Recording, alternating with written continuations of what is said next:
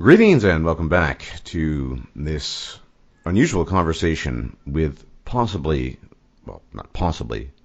almost certainly, the most famous cervid on the internet, namely teal deer, whose antlers stretch so far and wide that they encompass the entirety of the interwebs and possibly the globe as well. And today, we're going to be talking and taking under the microscope the many manifestations of the skeptic community. My particular interest in the alleged impact they're having, because one of the, I guess you could call him a prominent member, Computing Forever, recently claimed that they're winning the culture war. And then on to more grave and grim matters concerning the many manifestations of peace that have been in the news lately. Let me thank my guest for being here, the inimitable teal deer of, antlers that are just unmatched. Welcome. Hello, it is a pleasure to be here, and I do have one immediate question. Sure. What was the antler quip a euphemism for my ego? No. I mean, but then again, what? I know of no other deer cervids that have such big antlers. In fact, I don't know any others, so I couldn't. It's just maybe the biggest antlers, but also the only antlers I know. So I am the winner by default. Pretty much, yeah. The best way to win anything. So I recently was watching a video that I sort of forced myself through by Dave, as he refers to himself, Computing Forever, who he used to be primarily a tech review guy, applications, but that proved to be less lucrative than skepticism, anti-feminism, and cultural libertarianism, I guess. I don't really know what he referred to himself as. And there were a couple of things in that video I thought were interesting. I have no idea if you caught that video yourself. Which one was it? The most recent one about women in the skeptic. Yes, I know the one. That too. Yes, so I did. I recently put out a video critiquing some things that Romy Millennial said about marriage, in particular some omissions she made about the whole thing regarding, well, it's just not a particularly good setup for men, particularly in the West. And I mean, you've made videos about this. The fact that women just sort of as shite draws flies almost, as soon as something gets big enough, women flock to it. And I guess Dave's argument was that this is a good thing, and because it shows that Movement X is gaining momentum, and that he believes that there's a legitimate interest in quote unquote skepticism, or whatever it is these guys stand for these days. Now, to counter that, I would argue about 10 years ago, when comics started becoming really big, when it was no longer the province of geeks and nerds, women were flocking there too. Was this because there was a legitimate interest? After all, the topics in comic bookdom were almost always the same and have been. Sure, there might have been some newcomers that had some interest, but I'm naturally skeptical of claims that a mass influx of females in a particular movement or genre is indication that, one, their interests are authentic, and two, that shows that there's something core to the movement or the genre that's gaining traction. To me, it just shows that women, and I've documented this in probably in dozens of videos now, they follow trends. And whether it's comic books or video games or atheism plus or skepticism or even alt-rightism, if something's trending and it gets big enough, sure enough, there will be women flocking to it. That doesn't necessarily mean that the genre is itself improving, or Movement X, in this case, the so-called skeptic movement, is gaining traction and really making inroads with the public. At least that's my view. I'd be curious to hear what you have to say about that. Yes, I would say that as a lot of social movements generally gain traction, you do see an influx in, well, the general population. Yeah. So this is one of the defenses which I've seen a lot of people try to use, because I've mentioned this influx of women as sort of something of interest to note. You know, I've not condemned it. I've not said it's inherently good or inherently bad. Just merely, it's a thing. We've seen this pattern somewhere else before. In fact, multiple times before. And one of the defenses which I do hear to that is, well, there's an increase in the number of men as well. Yes, that is correct. But what we're seeing is a shift in demographic. It's a shift in ratio. So whereas something was, say a 90% male field, and I think that's not a thoroughly inaccurate statistic, because I've seen the analytics of Sargon of Akkad when he mentioned his channel, Jordan B. Peterson when he mentioned his channel. Their viewership is like 90-something male, and I'd wager it's similar for a lot of other channels in the sort of general sphere that it is. I mean, mine's a bit more weird in that regard, because mine seems to float somewhere between somewhere around the sort of 85% mark for some reason. I'm not really sure why that is, but again, it's still overwhelmingly male. Well, I think, and then there's a difference between viewership and actual participation. So that, you know, you're talking about people who are subbed to you and watching your videos or Sargons. And then that's one aspect. And the other aspect is the number of women making videos. And I think that's the thing that is most, the difference that's most apparent. Because the sex demographics, my channel and some others that I've noticed, that doesn't change terribly much. It's more that there are these faces, and I do mean faces out there, that have popped up. And it's sad, I can't really, I guess if I did enough research, well, no, I've tried to do research. There are no hard data on this, but I remember being younger in the 80s and 90s collecting comic books, and I think I saw one girl in a tenure of 10 or 15 years of collecting comic books. As I said, the themes have not changed really, but now comic books are kind of popular, right? But I mentioned this as well because there's a really big comic book channel, Comic Books Explained, 1 million plus, where I think I've seen a total of, this is anecdotal because I don't have access to his stats, 3 comments by females and being subbed to him for over 2 years. So that's an interesting thing to note, that it's less in terms of viewership and more in terms of content, quote unquote, production. So I just want to throw that out there. Yeah, that is something which I've noticed as well, and that is, again, something which that video by Cullen actually sort of mentioned. Like, yes, there is this sort of notable influx of both genders, but it is the ratio that's shifting. It's the proportion of female content creators is increasing. And one of the points which I've made about this is that these people who are coming into the fray now, they're not really offering anything new. Like, I've tried watching their videos, and I generally just sort of sit there and think, well, this is all stuff I've heard before, just repackaged in a slightly different way. So sort of from that point of intellectual stimulation, it's like, there's really nothing to it. There's very few female content creators, especially newer ones.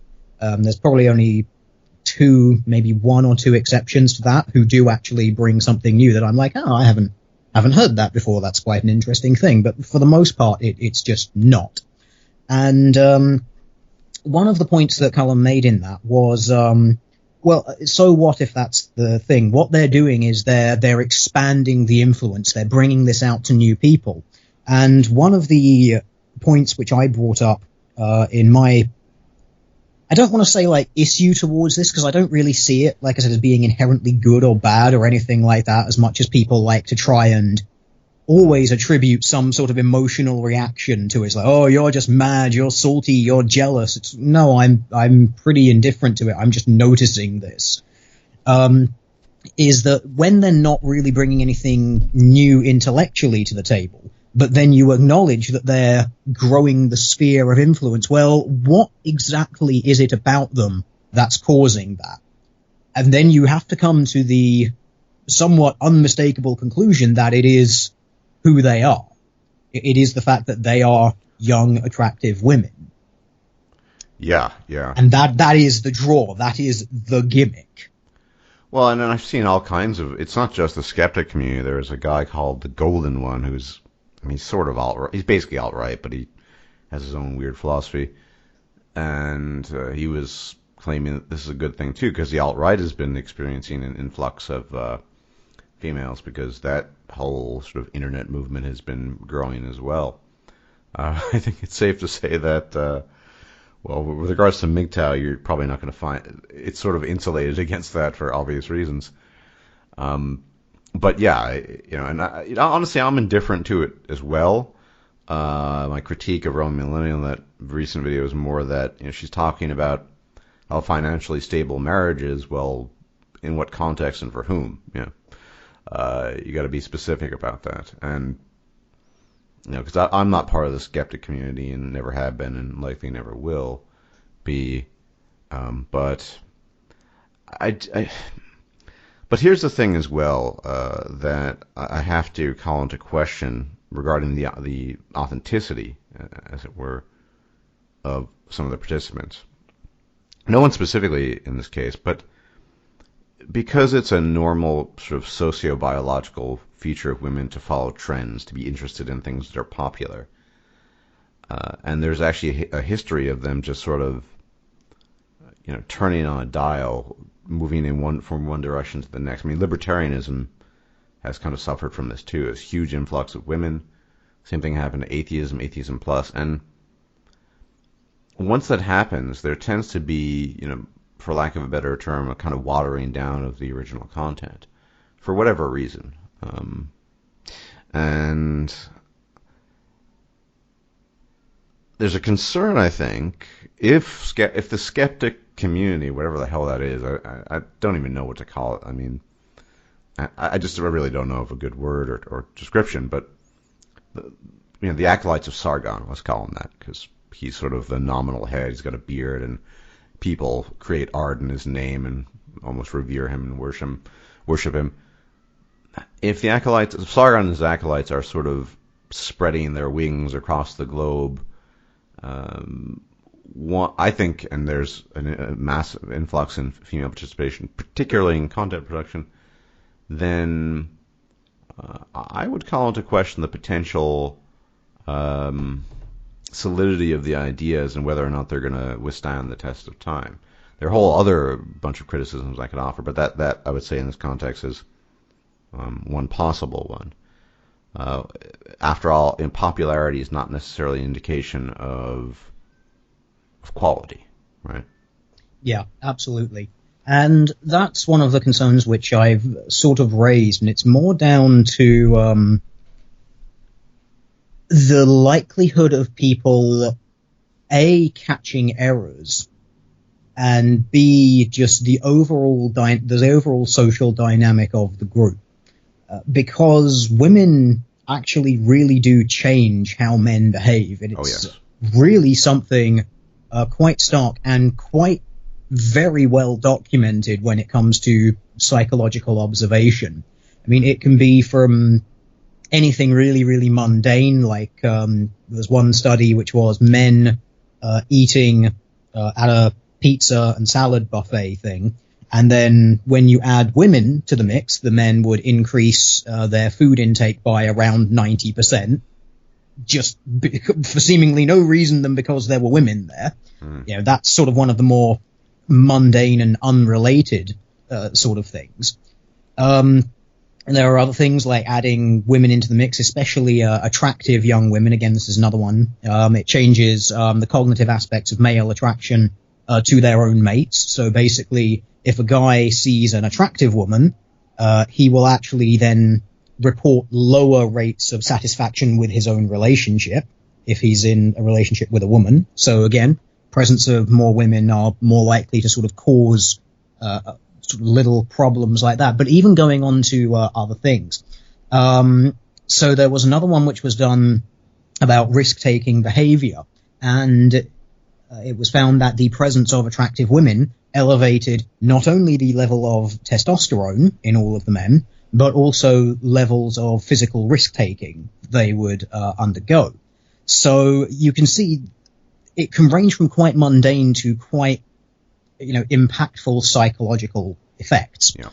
And of course, because we know that gynocentrism is a thing, and even I'm very mindful of Sargon's wonderful, glorious quote that will be forever emblazoned in my mind, something along the lines of, yes, gynocentrism exists, but it's terrible from a PR perspective. Why don't we just call it anti-egalitarianism? Yeah. That's yes. Famous, yeah. Yes, it's like, okay, so this phenomenon of gynocentrism exists, this seemingly innate thing that women cause in men. I mean, we already know, even from a hormonal perspective, a woman crying, there are pheromones in their tears which will lower rates of aggression in men. There's a lot of physical and psychological change that happens just by the presence of women in men. So this idea that a shift in the gender demographic of a community to a larger number of females is going to in no way affect the social dynamics of the group, is in no way going to, say, lead to people basically giving women a pass on poor argumentation just because they're women. The idea that this is not going to happen is an absurdity to me. Well, we've seen it. Do you remember Jaclyn Glenn? This is if you don't know her, she was. I haven't followed her in a while, I never really followed her or paid attention rather. Jaclyn Glenn, very much involved in sort of atheism.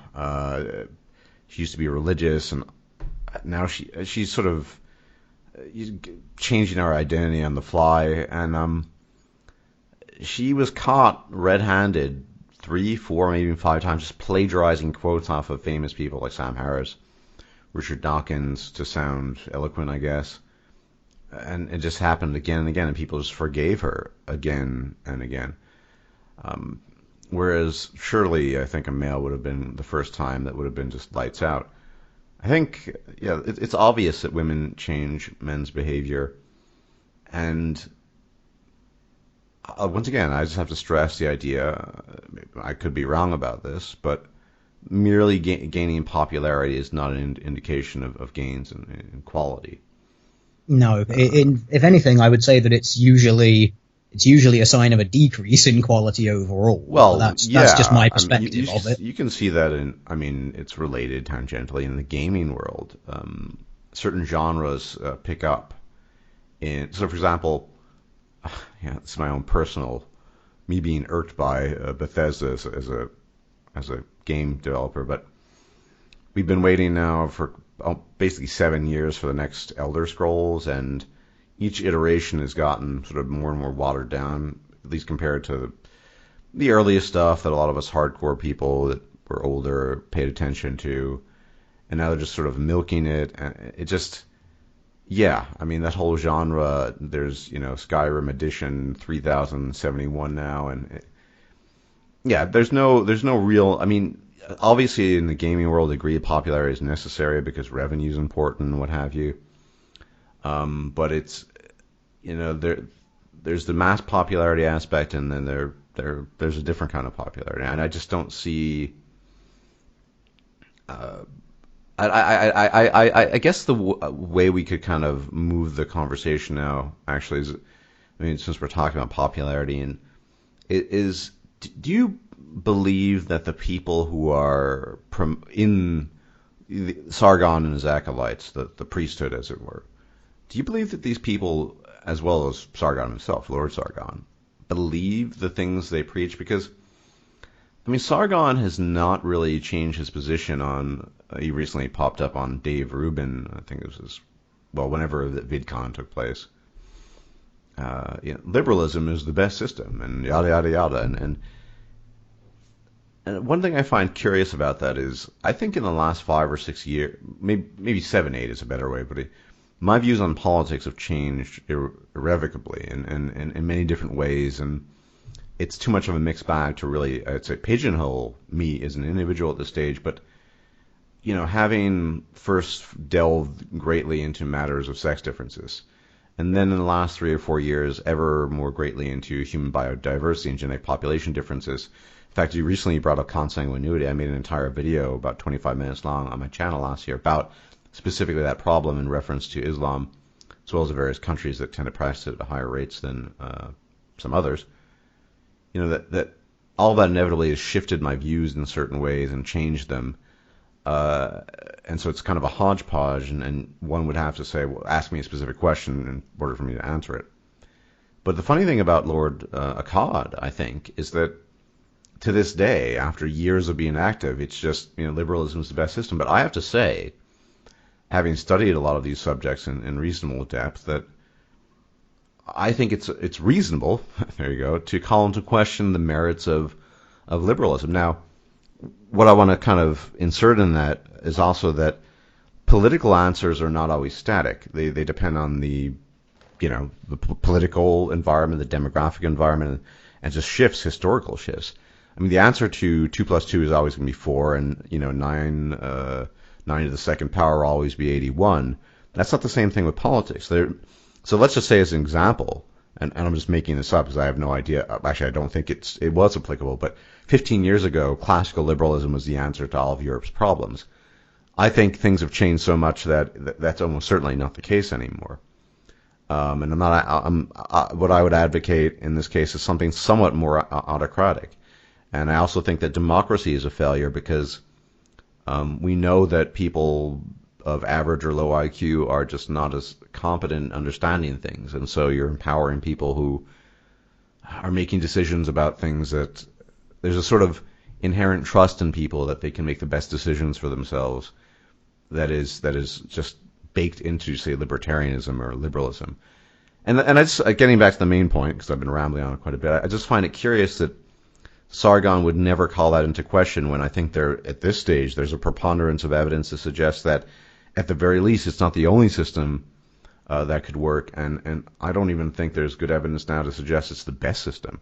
And that might just be my opinion, but my point is I've absorbed a lot of new information and knowledge, my views have shifted, but Lord Akkad seems pretty constant, and I always find that very strange, and so it makes me question his authenticity. Any thoughts on that?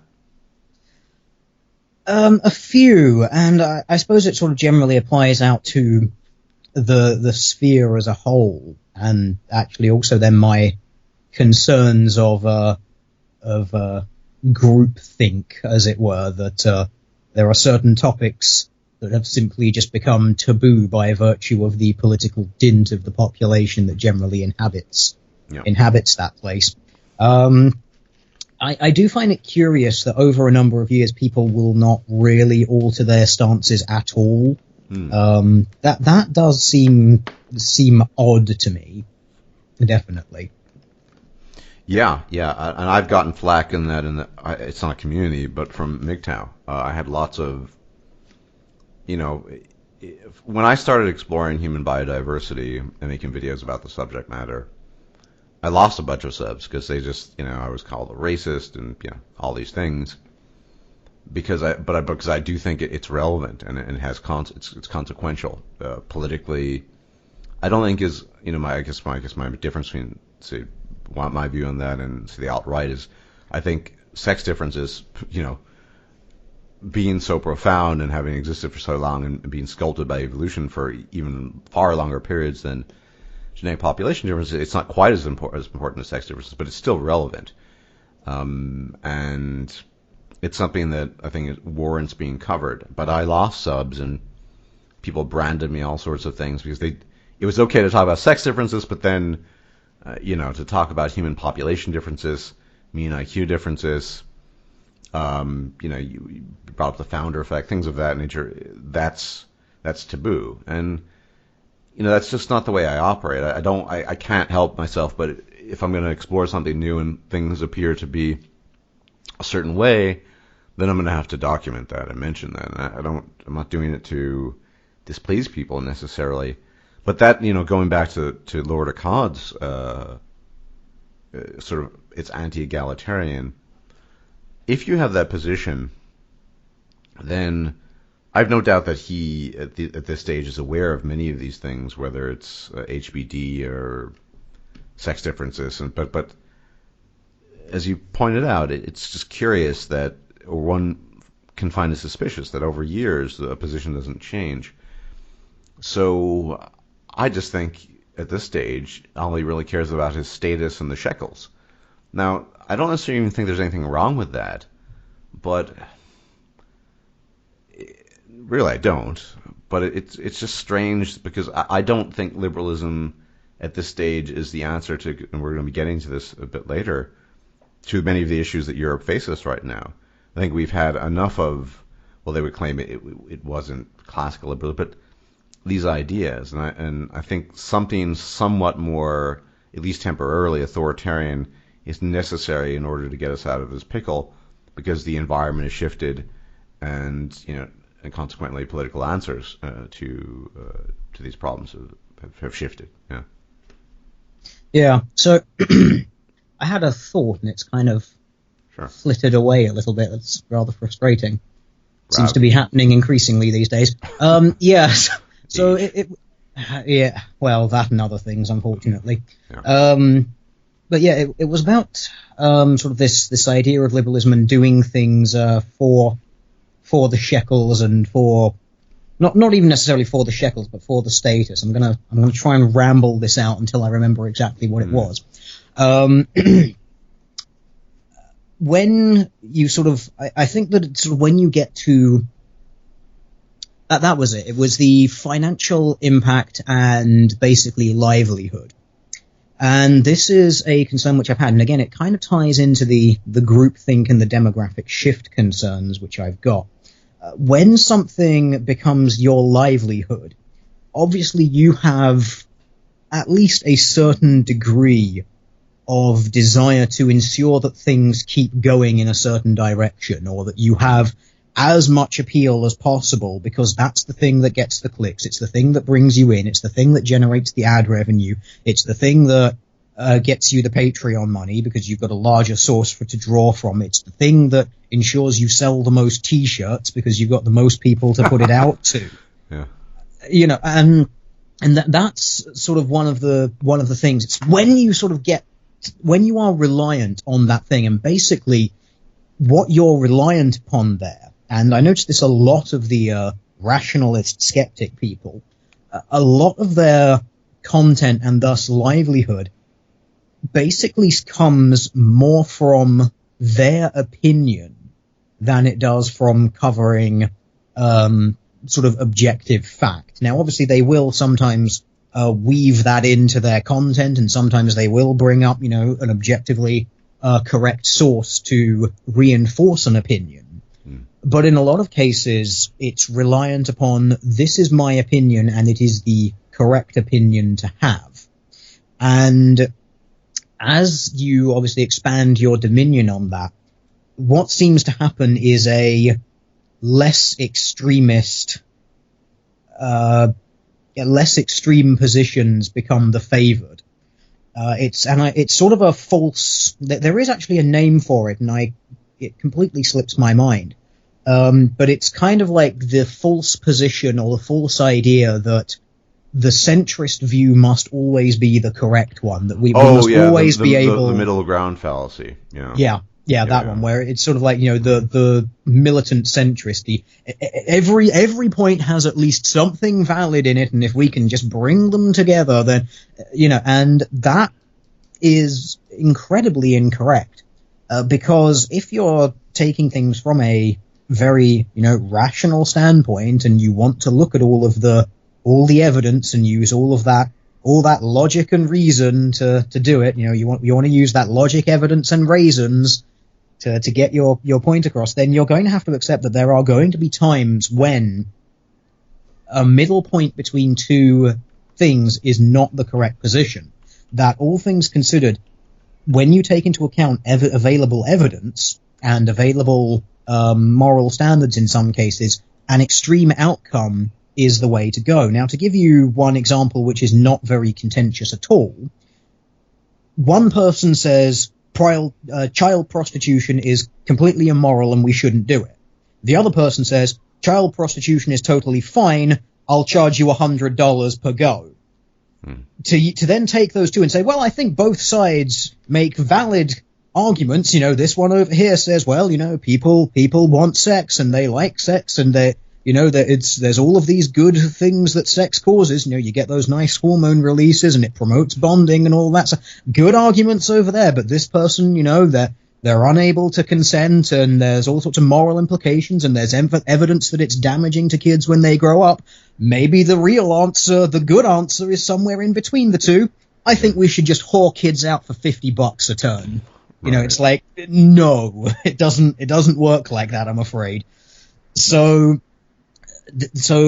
with all available evidence to it, you can still come out to an extreme conclusion. Now, in this instance, I don't think that the condemnation of child prostitution is an extreme position. In fact, I think very few people would say that that's an extreme position. I'd hope that few people would say that's an extreme position. I mean, we're not quite there yet, but I would agree with you that we're approaching a stage where we might need to make, the government rather governments across Europe need to take action, making Islam illegal, making its practice illegal, and I go so far, and we can talk about this more later after we get done with Sargon and his acolytes.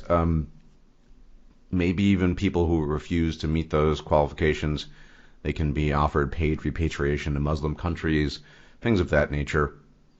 Because, we're kind of drifting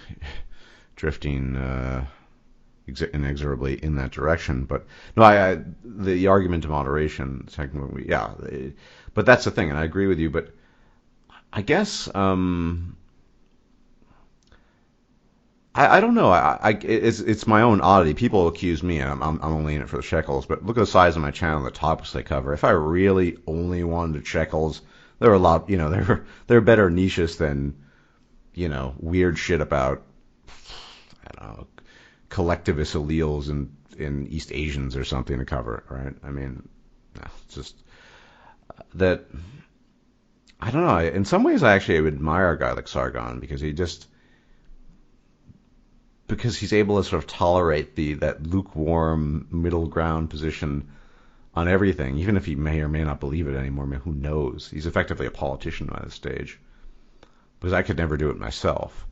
If I see enough evidence for one thing, I just kind of change my position and think, well, I think that's why just in general, computing forever is another good example. I mean, does he really believe that liberalism and is whatever? And another thing that's very common is that it's third wave feminism that's bad, but first and second wave were fine. It's just third wave went too far and what have you. These are arguments that Karen Strawn has torn apart. Really looking at the roots of feminism. So it's just a little hard. And then this goes back to the original point. Why, if they're all about the middle ground and maintaining popularity for the sake of status, and I think even status in this sense is more important than shekels, what's there to be taken seriously regarding their arguments, right? I mean, if their argument is just default, here, we're going to be moderate about this, we're not going to say anything extreme, well, but the answers might need to be extreme, because, look, the whole tolerance experiment in Europe and, being mindful and sensitive, culturally sensitive, it's failed. Merkel said as much in 2010. I think Cameron alluded to it as well. It's manifestly failed. Europe is in a very poor state right now. And then bringing up Majid Nawaz, the Pakistani guy born in the UK, who his whole thing, I would say he's a bit late to the party, is he's trying to smooth things over, be critical of Islamists, but don't, Islam is a very complex, multi-layered thing, yada, yada, yada. That's all true. I mean, they're mystic practitioners of Islam that engage in trance-like dances and are pretty harmless. But as we are dealing with it today, we're dealing with the most pernicious elements, and there's also another argument that people, I guess from the skeptic community wouldn't espouse, but increasingly I'm annoyed by Islamic incursion and in general third world immigration, because it only seems to be Europe that has to suffer from it as a sort of a mandate. I mean, Saudi Arabia, nobody says, look guys, can you take all these people from country X? Nobody tells Japan you do this. And here's something that has arisen from reading up on the subject matter, that demographics actually matter. I mean, there's the phenomenon of white flight. I mean, you're from the UK. London isn't even an English city anymore.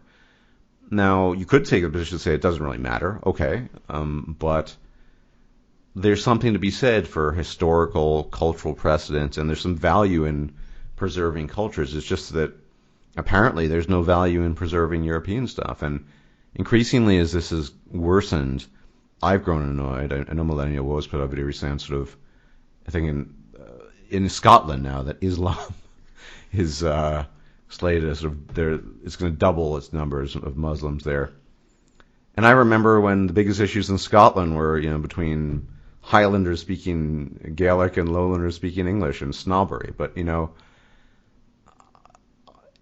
I'm at the stage now where I don't shirk away from saying, yeah, I think European identities and cultures have a right to exist and maintain themselves.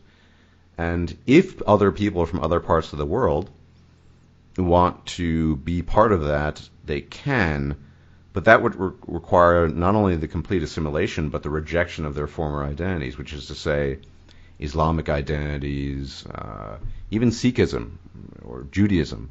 I think, as Enoch Powell pointed out in his Rivers of Blood speech, to assimilate is effectively to become no different from the native population. And obviously there are limitations in terms of genetics, but I just don't see that happening. And I think multiculturalism and, I hate to say it, multiracialism in large measure is a failure. I mean, the ideal situation based on the data would be for the world population to jump about, 2 standard distributions in IQ, and for lots of smart people that just emerge, because smart people just are sort of de facto, they seem to be able to get along the best socioeconomically, etc. But since we can't really affect that, and I've seen these people call into, say, a Nigel Farage show, white working class people in London, and their biggest issue is immigration. And I think if people are worried about fascism, legitimate fascism, and the rise of something really extreme, ignoring people like that completely is a mistake. And ignoring the consequences of demographically displacing people is a mistake as well. Because you're just going to keep on kicking the lion in the ribs. Eventually it's going to open up its jaws and do something particularly horrific. And the example you brought up in your recent video about the guy who drove 100 miles in his van and slammed into those Muslims, I mean, that's just the beginning. It's going to get worse.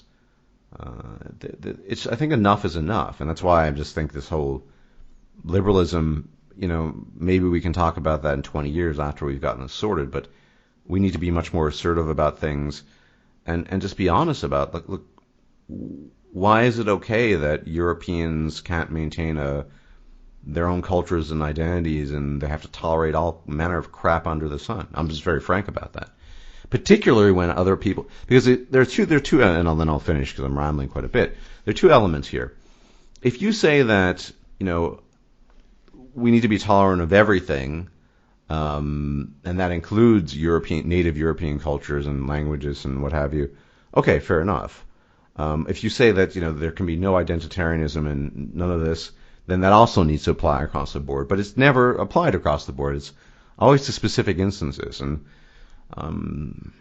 I, for one, I'm kind of sick of it, and I think a lot of people are, and I think we're past the stage where the sort of milquetoast variety of Lord Akkad's liberalism is the answer, and we need, I honestly think at this stage, Islam probably needs to be banned.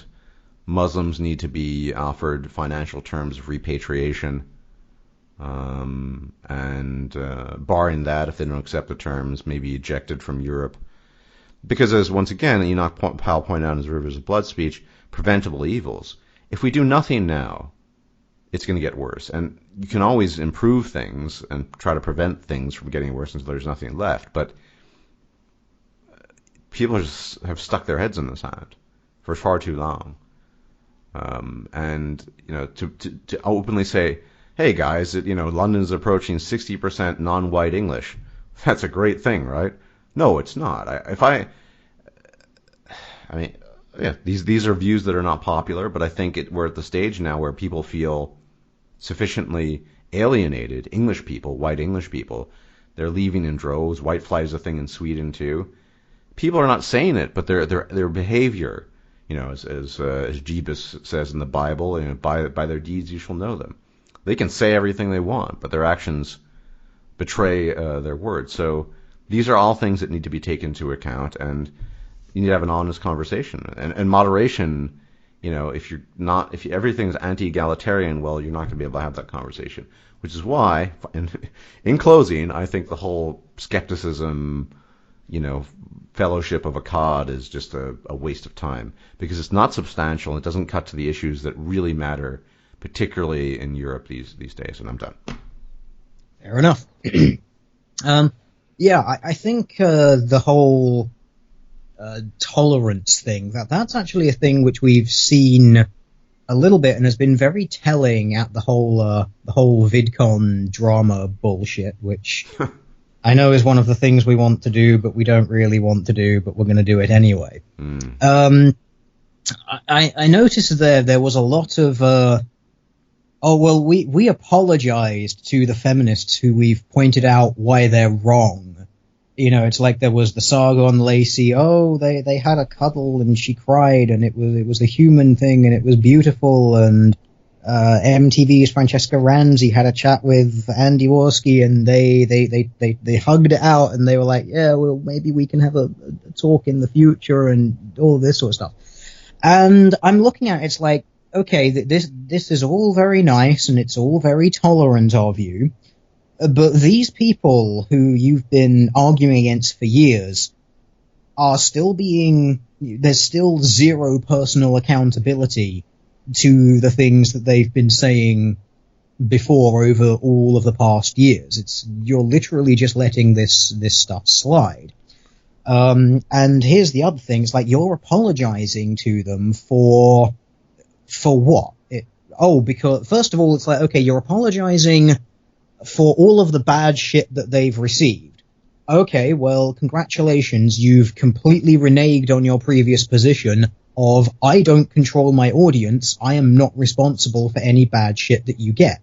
If you're apologizing for that, then you are tacitly admitting that you had you were a piece in that instigation. You played a part in that sort of thing, which you're not. You don't control your audience. That's on them if that's what they want to do. So you're apologizing for it is a tacit admission that first of all, they have received all of the harassment and death threats, and second of all, it is the admission that you had something to do with it. And this, I think, is going to be part of the split that we see now, because we've got this, we've got the VidCon crowd who are now basically, and even they are now issuing their own videos where it's like, yeah, it's basically now undeniable that we have a community going on here, that we do absolutely have an in-group. And of course, I see that as basically being where the split is going to be. It's the in-group who went to VidCon and who apologized and for all of the wrongdoing, even though there was no wrongdoing. Literally, all they have done is point out why people are wrong. You don't have to apologize for doing that. It's pretty obvious why, right? The Fellowship of Akkad they have a symbiotic relationship to people like Sarkeesian, right, or Laci Green. I mean, they need each other to keep the status and shekels game going, basically.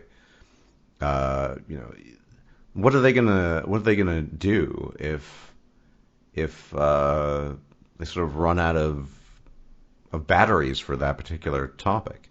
So I think that might go a long way in explaining why they're apologetics. And I actually wasn't even aware that there'd actually now that there's officially a community. I imagine the community is synonymous with the Fellowship of Akkad, with Lord Akkad at its head, as I understand it.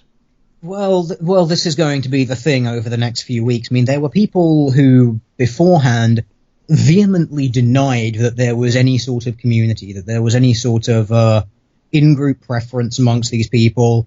But then those same people would say, but, these people are my friends. So it's like, okay, so you're friends with people, but you're not in a community with people. So you're friends with people, and you seem to think that means you have no sort of in-group identity with them. That means you're not going to have any sort of aversion to critics of those people because the critics are part of the out-group and thus, therefore, be wrong thinkers. You're not going to say whenever you collaborate with all of these people, you're going to show no sense of, say, kin selection and reciprocal altruism insofar as, they have you on, so you better have them on, sort of, there's going to be no sort of unspoken things, anything like that at all. Sure thing. You go ahead and think you're immune to the basics of human psychology. Good job. You go ahead and you try and disprove that. And the risk there, Teal, not that I ever thought they were pursuers of truth and objective understanding to begin with, is that kinship, if you want to call this sort of kinship bias, this exists in the alt-right as well, and certainly in MGTOW.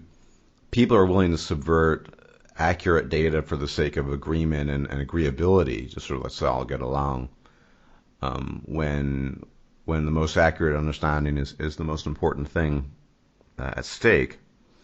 And you lose that once you get into a quote-unquote community where everyone sort of necessarily needs to get along, and you have to make all kinds of concessions. The one concession you should not make is compromising accuracy and data and everything related to that. But that will also go by the wayside in a situation like that. So yeah, it already has to a certain degree. I mean, there was the first sort of big drama, as it were, which was when Laci Green had her hangout with Blair White all of those months ago. Now, I forced myself to watch the whole thing, and it was basically just like 2 and a bit hours of agreeing to disagree, and really nothing very productive came of it. And there was one thing which really stuck in my mind about it, and that was Blair brought up the 2% false rape allegation thing, and she brought up the fact that no, this is completely wrong. There is all sorts of data that demonstrates why this is wrong. There's numerous other studies done which suggest that it's higher. Anywhere, 2% is like the lowest figure that's been found. The highest was up to 98%, although that was a one-off study which had like 16 cases in it. So that one was probably more of an outlier than anything else. But generally, you're looking anywhere from 20 to 40%. And she was completely factually correct in that observation. But then Laci's thing was, no, I've got FBI statistics that prove that this isn't the case, and I'll just give them to you afterwards, and then just sort of moved it along to talk about other things. It's like, well, and then at that point there was sort of the agree to disagree. Now, as far as I'm aware, no exchange of information has taken place after that, and so it's like, well, in that case, a factual point has basically just fallen by the wayside for the sake of just kind of getting on with each other and not ruffling feathers, which I find to be very, very worrying. Well, it's once again there's the Fellowship of Akkad, but that community has a symbiotic relationship with the Laci Greens and the I don't know, all these people, the feminists or the SJWs. They need each other. And so they're sort of like second cousins in a way. They have to pat each other on the back every now and then.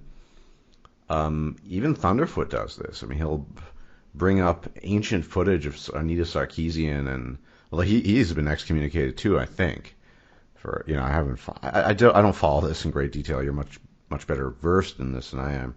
Oh, I wouldn't say so. I kind of ignored most of it.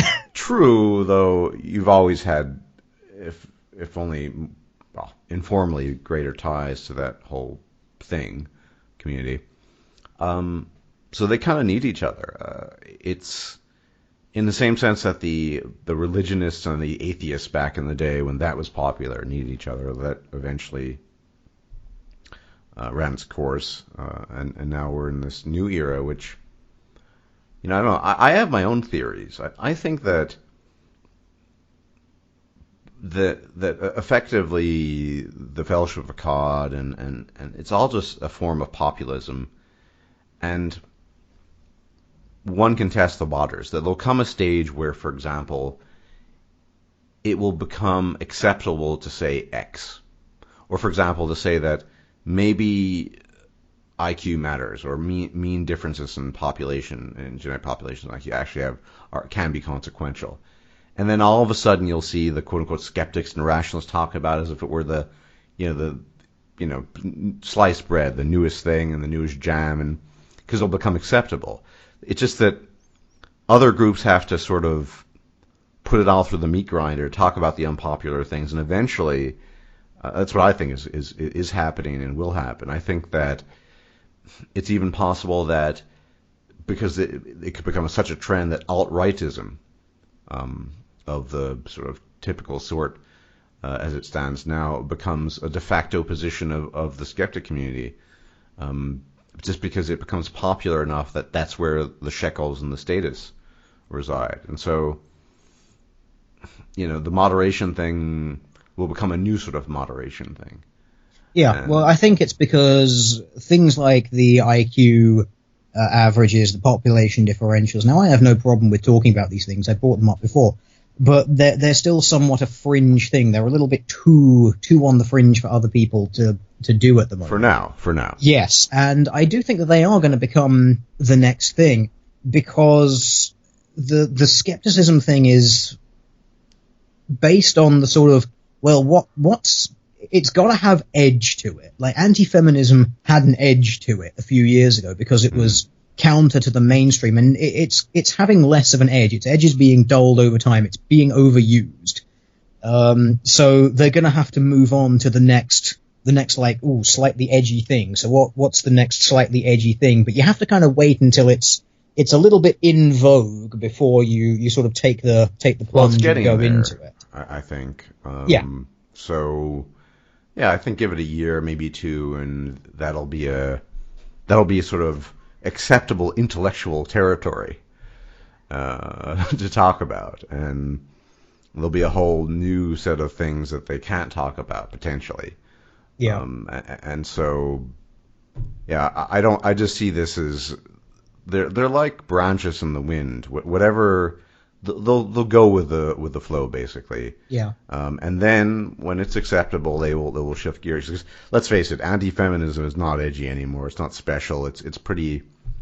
I mean, there's the drama aspect. People seem to love that, but eventually they're going to need some new substance. And it does follow a pattern. I mean, people were talking about the flaws of feminism years before the community existed, whether it was MGTOW or straight out MRAs. They just weren't very popular for all sorts of reasons, delivery, presentation, but also it just wasn't in. So I think it's almost an inevitability that there'll be a shift. And I do think that the shift is going to move further and further in what people call the alt-right, even though I'm not alt-right myself. I do interact a fair bit with some of them, and I talk to them sometimes. And I think, whereas at the moment, the default or de facto position of the Fellowship of Akkad is, alt-right is just stupid. Now, I think the alt-right is wrong about quite a number of things, but I don't just say, they're just stupid. So I'm not going to bother discussing things with them. I think I think that will be the shift is if things continue, particularly in Europe. And that's the whole, really ultimately the reason why it's hard to take anything they say seriously, and even regard them as people who want to affect some sort of change, because by definition, if you're following trends, if trends are the powers that be for you, that dictate to you what is acceptable and not to say, irrespective of the evidence, well, why should I believe anything you say? And what if you're beholden to these mighty powers that we call trends, rather than good arguments and things that are just relevant? Well, I could just dismiss you outright. I mean, you might have to make a relevant argument in that context, but there's definitely going to be a lot of skepticism I'm going to bring to the table when it comes to people of that sort. It's my view. Yeah, well, this is something quite interesting, and it is to do with the sort of overall community as it is. And that is the sort of the latest controversy, which seems to be it's still kind of breaking in its early days. I don't. Yeah, I know it's, and I think it is going to be the women in the community and the shift in the shift in general attitude and whatnot, because some people are starting to address it, and I think it's partly because I've sort of brought it up, and lots of people have noticed the same thing, and so now it's kind of like it's got to be answered in some way. But I noticed that then there's not people who are engaging with any sort of data to it. Now, I can present numerous studies on how the presence of women does objectively affect how men behave. In fact, I'm rapidly considering just making a video on it, just not bother linking it to anything, but just make a video on it and just kind of leave it there. But I noticed that because these people have this in-group, and if you say anything that is less than absolutely 100% positive about the women in the skeptosphere, the response is now, rather interestingly, you're mad, you're salty, you're jealous, you can't get laid. Like, really, that is what the responses seem to boil down to, and especially in Dave Cullen's video, that was one of the very distinct impressions that I got from it. It was basically like, oh, well, the only reason you'd have a problem with this is basically because you hate women and you want to hold a monopoly on things. It's like, well, that's an interesting one. I mean, it's been what, 2 weeks since I last heard you're just mad because you're losing your privilege? Where did that argument come from? Let me guess, it wasn't an argument when the feminists did it, but now that you're doing it, now that you're doing it to defend your in-group, it's suddenly become an argument. Well, that's very interesting, isn't it? So, I think that's kind of going to be the new thing, and the thing is, it's such a third-rail issue. It's something that they don't want to talk about, because then they would have to start actually dealing with, again, like sex-based differences. And I think a lot of them, because they do hold to the egalitarianism ideal, it's like, well, we'll take the differences when it suits us, well, why are women underrepresented in certain things? Well, because of these objective differences. But when it comes to certain things like, well, do you think those differences might play into some sort of in-group, out-group dynamic or anything like that, the very notion of things like social identity theory, you belong to this group, so you want to see all of the good things in the group and ignore the bad things. I actually chalk social identity theory up to why these people were saying, like, up until a few days ago, there is no community. Because, when you say community, because a lot of them are very, very, like, pro-individualist, like, fiercely so. Well, so the idea of you say, oh, well, there is a community here, they've seen that word applied to things like the social justice community, and it instantly sort of brings up collectivism and judging people as groups, and we can't have that because that's bad, that's what we stand against, so we've got to deny that. Well, I want to throw, this isn't my idea, so I'm going to full credit to the guy. There's a guy named Coterie MGTOW, small channel, young guy, but quite bright. His analysis, he talked briefly about this in a recent video, of something like the Fellowship of Akkad, is that it's not just community, it's just that the people that comprise the community, the acolytes, the followers, not just the, I mean, if you want to look at it hierarchically, you could say, Sargon's the head, and then a guy like Computing Forever is a minion, there's some subordinate, and there are all these branches, but the subs, the Patreons, they begin to identify themselves, this is his theory, with these people. So if you insult one of these guys, it's sort of an insult to everyone, and I think I would agree with him. I think that's an element of this we're community. We're all sort of part of the Hydra, as it were. Well, that is social identity theory. Yeah, That is the term for what he's describing there. It's the idea that, you know, you have this sense of belonging, so anything negative said about something that you belong to is necessarily an insult at you. And that's why when I made the video which I did, sort of saying, well, part of the reason that everyone's so eager to accept Laci Green is partly because obviously she's female, so, you know, hey, that instantly gives you bonus points. But I think also that there is this business angle, and I find it very weird that people deny the business angle of YouTube throughout this.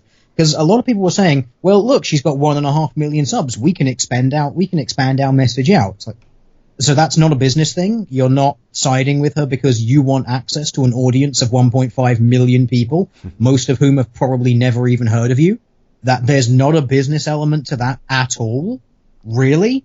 Like, do you think your audience is just stupid, or do you think they're blind? Really? You know, it's bizarre. And this, again, sort of going on to this community point here, I still find it very interesting that there was some denial of this, even when and I think people are now sort of starting to cotton on to it, even those who are within it, who are now, I think, starting to say, well, yeah, it's pretty much undeniable that there is a community. Was they had their moment at VidCon where they wanted to go and sit at the Anita Sarkeesian panel, you know, the now slightly infamous one. And beforehand, it was agreed by the entire group no one would mention they were going to go to it. No one was going to tweet anything about it or Facebook anything about it. No one was going to say anything when they were at the panel, and they weren't going to try and, you know, disrupt anything or do anything like that. So it was all agreed, like, you know, it was a nice tactical thing, all agreed by everyone before going in there. But there's totally not a community or anything like that. There's no sort of in-group dynamic or anything like that going on there, guys, honest. But then on top of that, and this is the thing which I find so fucking bizarre, we went in because we just wanted to listen. We didn't want to disrupt anything. Better sit up front as a massive fucking block all together so we can absolutely eye-fucking-eat her from like 2 meters away, because she knows what we all look like. We've all had our faces put out there. Why don't we just sit right there? It's like, really? You thought that was the best way of going in there just to listen? I don't buy that. It's no, you were sitting there because you wanted, you know, it's kind of like you wanted to be noticed, didn't you? Like, I can't get behind this idea that you were just there to listen for the content, because if that was the case, why didn't you split up? Why didn't you sit nearer the back? Why didn't you, like, you know, stick on some sunglasses or a hat or something like that? You know, why sit up front all together where you know, like, look, if you're in a convention sitting on a stage, you know you can see people really easily in like the first sort of 3 or 4 rows. You can pick out individual faces really easily. Going back further than that, because you've got the stage lights on you, becomes a lot harder to do. So why pick the most fucking obvious place that you can be seen? I mean, I see it as basically like you wanted to partake in a little bit of IRL trolling. You wanted her to know that you were there. Now, does that mean that she should have reacted as she did and done the whole, oh, you're serial harassers and you're terrible people and look at you all there? No. That was unprofessional as fuck, and she absolutely should not have had that reaction to that situation. But I find the idea of, you know, you're going into it to be in that exact place and not, like, secretly hoping that there's going to be some sort of reaction, I find absurd. I mean, it's like the idea of, you know, walking past your ex-partner's house multiple times in a day. It's like, yeah, legally you're allowed to do that. You know, no one can definitely say that you're doing it for any malicious reason. That's not going to stop a court from slapping a restraining order on you for doing it. You know, just because you're not technically doing something wrong, you know, it might not even be your intent, but it can still sort of have that impact, and, you know, rightly or wrongly. So just because there's not like a legal thing stopping you, and just because you're technically in the right, that doesn't sort of stop it from having that impact. I mean, there's a reason why when 2 people are having a fight and the police show up, they don't sit you next to each other so you can hear what everyone's saying. You know, they pull you several meters apart when they're listening to each side of the story, because they know that they're going to get 2 different fucking stories where each one is the protagonist who didn't do nothing, you know, and they don't want them to be standing next to each other because they'll just blow up at each other again. Yeah, and I guess that's one of the reasons why I just can't be bothered to follow the whole skeptic Fellowship of Akkad. I know they don't follow me. I'm tiny and insignificant, but I really am concerned about legit. Like, to me, it's not. I'm not part of a community really. Not even MGTOW. A lot of people don't like me in that quote unquote community. I'm very concerned about what's happening in the world right now, in particular in Europe, where I live and I've lived for 2 decades. I am European. I don't like what's going on, and I foresee because I'm sort of shifting gears here, because ultimately the whole skeptic, whatever you want to call it, I don't see them as consequential. They're not, the culture war. If they were winning the culture war, we wouldn't have things like London Bridge and Manchester and all this stuff. This is just empty rhetoric on the part of Dave and others. And so I'm much more concerned with substance. One instance to me that they failed with the culture war. Sorry to jump in. Please. But because of the whole VidCon reaction thing, it's like, well, if you want to, if you're winning the culture war and making sure that men and women are being seen as equal, why was it that the panelist who flouted the rules of VidCon had no repercussion whatsoever? Oh, because, it's because she's a woman. Well, what a fucking surprise. A woman got away with breaking the rules and blowing up at a man. Good job winning that culture war, guys. Good job getting men and women to be seen as equal and to be treated equally. Congratulations. No, to me, that's a pretty fucking obvious sign that no, you're not having any sort of impact. I mean, it's no real surprise that whenever these people are talked about in the mainstream media, it's like, you're white supremacists, you're all racists, you're woman haters. You're not making this change that you think you are. You're operating within your own sphere, and you're always preaching to the choir. Now, I don't consider myself to be immune from that. I'm very aware of that fact. I know I'm just some random fucking nobody on the internet making videos about some shit that I find interesting. I ain't going to change fucking nothing when it comes to the grand scheme of things. I'm completely inconsequential in the world of politics, economics, and all that sort of stuff. So I think there's sort of partly a bit of a delusion of grandeur on the part of some of these people. I think it's very safe to say at this stage, I'm sure Sargon's a great guy and he does a nice beard, but if hubris is a thing, I think at this stage of the game he definitely has gotten a big chunk of it. But I think, as I pointed out, more importantly, nothing has changed in the policies of European countries towards manifestations of peace, these religious, ethnic, self-segregated ghetto communities that are, popping up left and right all the time these days. Things are getting worse, not better. Now, to me, that's another sign that the quote-unquote culture war is being lost, because politicians have not changed their tune. And so that's why I just can't be bothered to pay attention to these people in any great depth beyond some superficial stuff.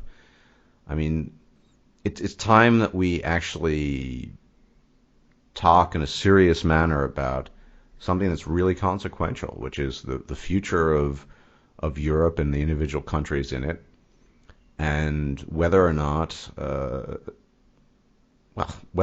we have a right to maintain effectively a cultural hegemony over interloper cultures that historically are not part of the collage and actually ruined what had been a pretty good thing, I think. And that's why, unless the skeptic community, I'm sure once it becomes trendy enough, they'll start talking about that too. But I'm concerned about that right now, and I have been. And what has changed in terms of the mainstream politics? Nothing. Absolutely nothing. It just continues. And I agree with you, that we're fast approaching the stage now with Islam to really make the full transition here. And as you pointed out in your recent video, that it's an aberration. It doesn't belong here. It has been not a bit of any benefit to people in Europe. It's a drain on resources. It's a waste of time too, because the amount of public monies put into investigating some terror attack, well, who knows? Maybe that could have gone to a science scholarship. Who the fuck knows? It's a random example, but right? It just, yeah, this is something that needs to be talked about. And as you pointed out, people just sort of just ignore it, move on. And questions such as, does England have a right to stay English? Well, that's just racism talking clearly. Clearly, right. There's Powell pointed out, I think very perceptively, as he always did, I'm sure you're familiar with the Rivers of Blood speech, that when minority populations are it's a numbers game ultimately, in a small group, small numbers, the hegemony of the overriding culture forces them effectively to assimilate and to conform to the rules. Although there were sort of bits and pieces of that, like Sikhs at the time who wanted exceptions and for religious reasons. When the numbers grow sufficient, they create their own sort of ghetto communities. I mean, this is well documented, for example, among Ashkenazi Jews.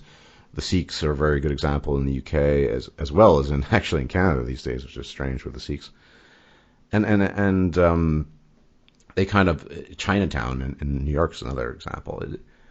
If the numbers grow too large, then the impetus and the need to conform effectively and to assimilate and to reject things that don't necessarily belong to the hegemonic culture, as it were, is no longer there. Because you can get all your services from the, halal Pakistani butcher across the way, and there's an imam there, or whatever. The real question is, it's pretty much too far gone at this stage. So the only solutions really, or the only way we can deal with it, is to talk about the most innocuous way of dealing with these many problems. Most of it's Islam, that's not entirely, without beating around the bush and simultaneously being honest about the gravity of the problem itself. And I don't think we're certainly not doing that mainstream. The skeptics aren't doing it.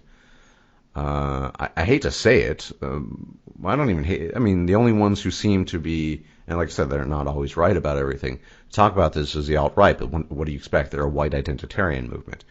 But I think everyone should have good reason to be concerned about this, because it might already be too far gone. And the people who are now sticking their heads in the sand, who are they just want to get on with their lives, and this has been my experience in talking to people about this. People aren't politically active. I'm not politically active, but still, I'm concerned about this.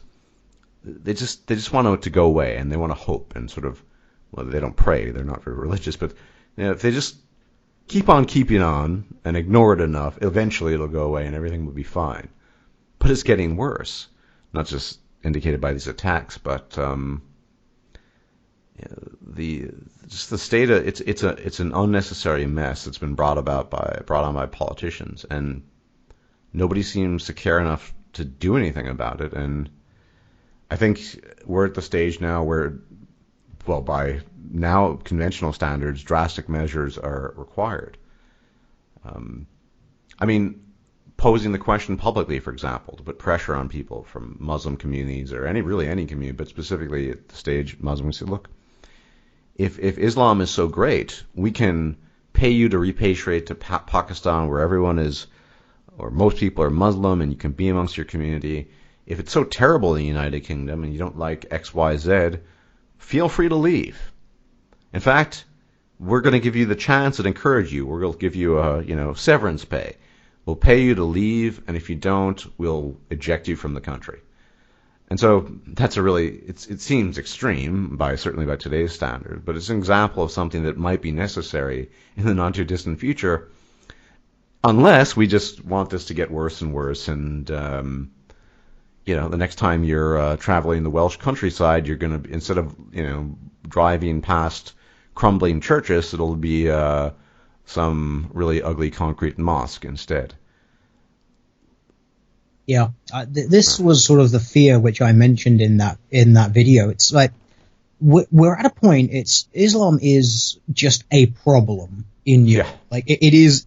Like you cannot state that it is not causing problems. It just, if anyone genuinely states that, I will just instantly write them off as being idiots. Yeah. It's like you really think that this religion is not causing any problems. Okay, that's fine. I now know who to completely avoid.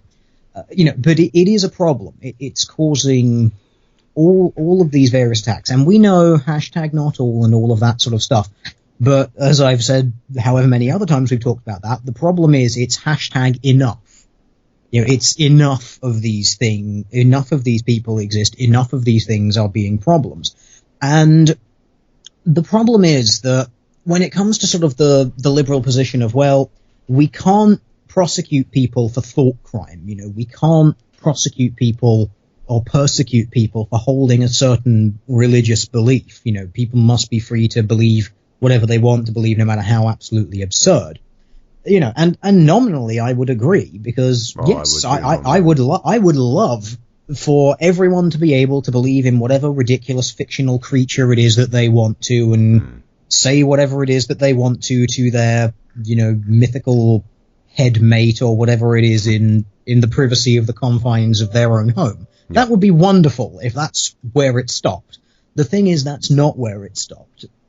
As I said in my video about Islam, or my thoughts about a peaceful religion, Islam is necessarily very built sort of on conquest. It is built on the idea of spread Islam. And looking at some of the rules that there are around it, it basically boils down to a commandment of do anything possible to spread Islam, even if it means like breaking some of the tenets of Islam, because that, it's something which is permissible. In Islam, it's like you are allowed to break the tenets of Islam in order to conceal your Islamic identity if it results in the expansion of Islam, which is how, you can say, oh, creative interpretation and all that sort of stuff. And in some ways I would agree, but, it's like the Islamic sin of suicide. You are not allowed to destroy the body or the soul that Allah has gifted to. It's a sin. But then, of course, when there's another verse which says, you are permitted to die in the name of Allah, especially if it results in the death from fighting the infidel and from the spread of Islam, it then becomes a noble thing. And this is how some of these people then justify these suicide attacks, because they say, well, I'm doing it in the name of Allah, I'm doing it in the name of spreading Islam, and thus the previous verse which said, oh, it's a sin to kill yourself, is now no longer applicable. Now, of course, again, you can say, oh, well, that's just an interpretation, and it's a wrong interpretation. It's like, okay, well, that's great. What are we going to do about the people who interpret it that way? Well, that's my issue, Teal dear. A guy like Majid Nawaz, the Pakistani guy who grew up in the UK, who's all about the interpretation, and his whole thing,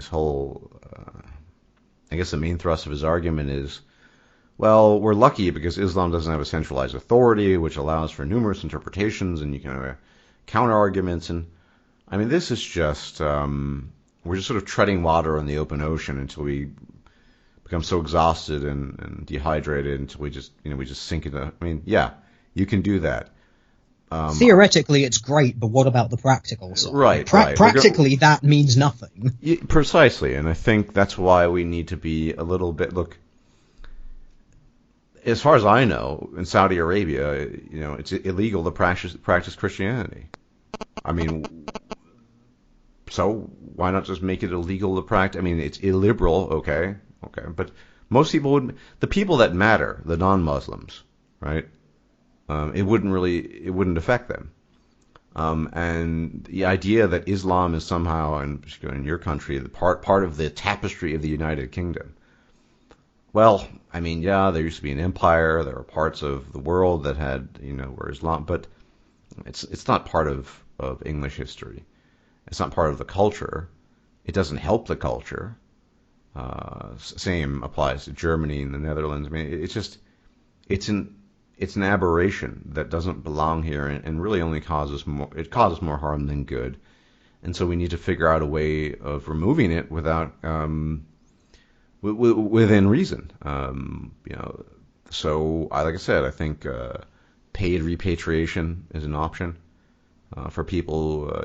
So if they insist on practicing Islam, and they maybe they're a generation or two in, they say, look, it'll be worth it in the end. We'll pay you to leave and go to country X, where you can practice your beloved religion, and you give them the opportunity, and they'll have the option to agree to that or not. And if they don't, then that will be illegal. But that could just be some kind of, I don't know, deportation or something along those lines. Europe has lost its backbone, and in doing so, it might actually be too late. Meanwhile, like I said, plenty of countries may have all kinds of things that are illegal that are deemed illiberal. And people say, well, Europe is better than that. We couldn't do that. We couldn't, stoop to that level. Well, there's a reason why there are no, say, laws in the UK or Germany or in the Netherlands on the books about Islam, is because it never was here before, right? So there's a reason for that, and it's not made things better. And this guy who did the Manchester, he's a perfect example. A guy who's allegedly the son of refugees. These people don't feel like they belong. And the idea that this is another thing that's completely, been warped. The idea that the immigrant must make the native conform to his ideals rather than the other way around. It's the immigrant who needs to bow to the majority of a country and to assimilate in the best case scenario. And yes, forget his former identity. It sounds horrific, but yes. If that doesn't happen, there's a problem, and I think people need to speak very frankly about this. Look, you're living in your own ghetto-sized communities. Never mind, you talked about in the video. I've talked about That's very. I think it's close to 50%. It's in Pakistan has the highest rate of documented consanguineous first cousin marriages in the world, with all the attendant benefits. That's being facetious there. Other countries less so. In North Africa, I think the average is about 30%, and then somewhere between 30 and 40 in the Middle East. But it's just dumb. It's dumb in terms of reproductive strategy. There's no fitness benefit. It's just a sort of, an ingrained cultural practice that's pernicious. And yeah, I looked at some of the documentation too. There are people of Pakistani ethnicity trying to encourage Pakistanis, both in Pakistan and in the UK, to not do this. But as you point out in the video, and I point out in my older video, they just say, hey, it's all about what Allah wills, right? Forget about genetic relatedness and problems of reproduction with reference to that. No. And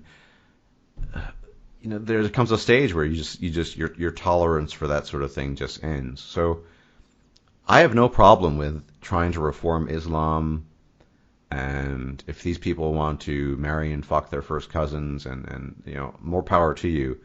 Just get the hell out of Europe and you don't belong here, frankly speaking. And I don't see anyone in the mainstream saying that. I don't see anyone in the skeptic community saying that. And it's because they're all liberal, and that's the point. It is a liberal value that we must tolerate. But Tilly, 2 years ago, maybe I think we were talking about this 2 years ago. Maybe even 2 years ago, I still had some relative reservations, saying, well, there's something about that idea of say, paid repatriation, as an example, or just not tolerating that. There's something that that attacks cherished beliefs that you've sort of grown up with. And for the longest time in my youth, I was a libertarian, and I think a lot of people have changed their views over time. I used to be libertarians. But it's time to get with the program. And once again, this is not mathematics. The answers to problems shift in time, and the problem has become so egregious that there needs to be a new solution. And placating these people doesn't work.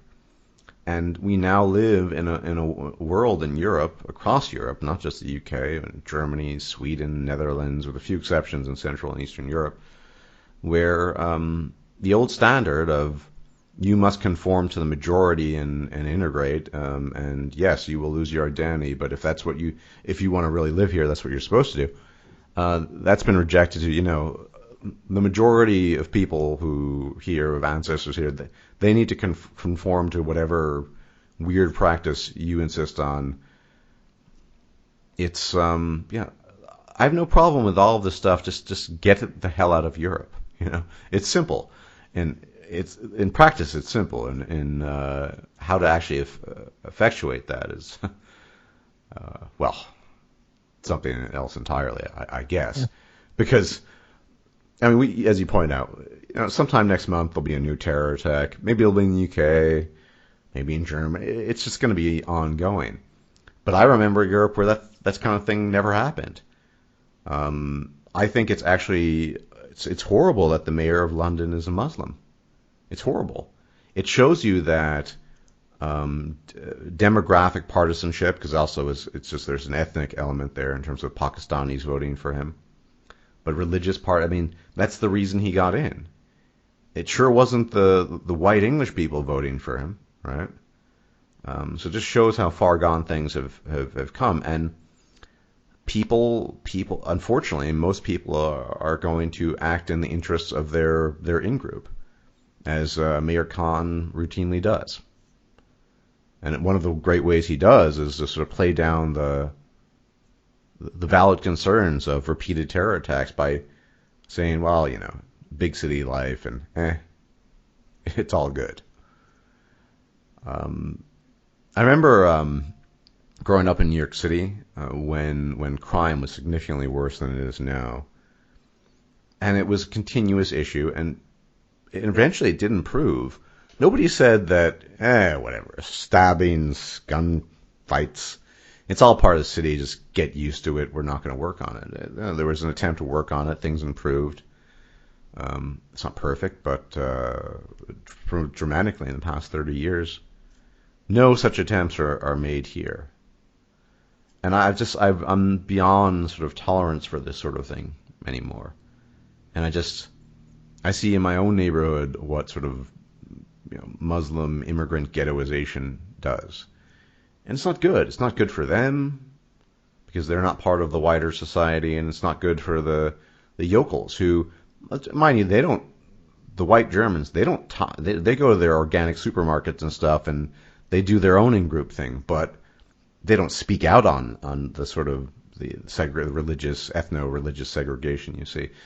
I just don't think it's very healthy in the long run. And, look, in an ideal world where you could just administer a pill and increase everyone's IQ 30 or 40 points, I think that would be probably the solution. But that doesn't exist. So we have to work within the limitations we have. And, people feel estranged in their own countries. And nobody in the public even Nigel Farage doesn't talk about this. And I think there are obvious reasons for that because it's not politically correct, or we're not at this stage yet.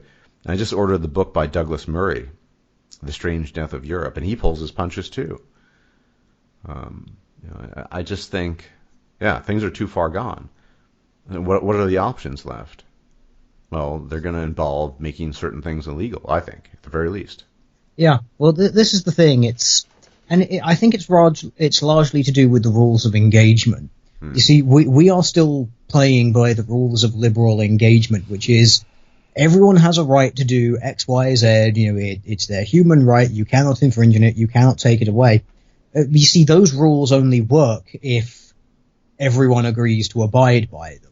You see, what happens when you then have a community that comes in that then says, well, we don't much care for this playbook that you're going by, so we're going to start doing horrendous things to you.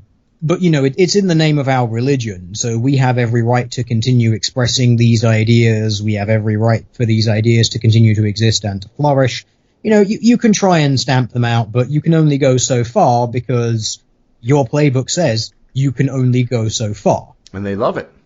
Yeah, it's great. It's great for them because then, it's like, well, it's like saying, okay, well, your playbook says you're playing by boxing rules. You can only hit the waist up with these nice big soft padded things.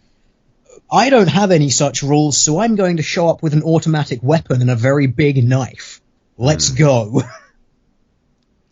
Yeah, yeah. I mean, that's the thing, right?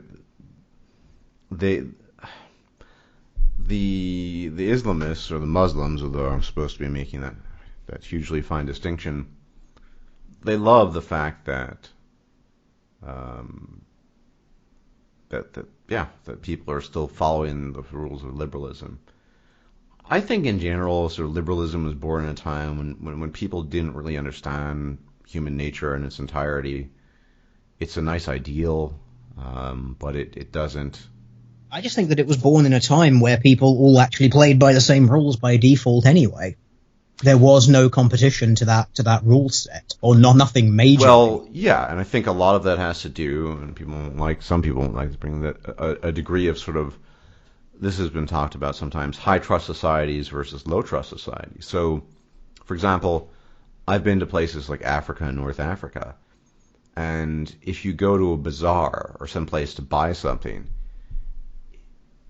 if you've never encountered it before, it's extremely alien, particularly if you're European, because there's not a price that you just pay and that's it.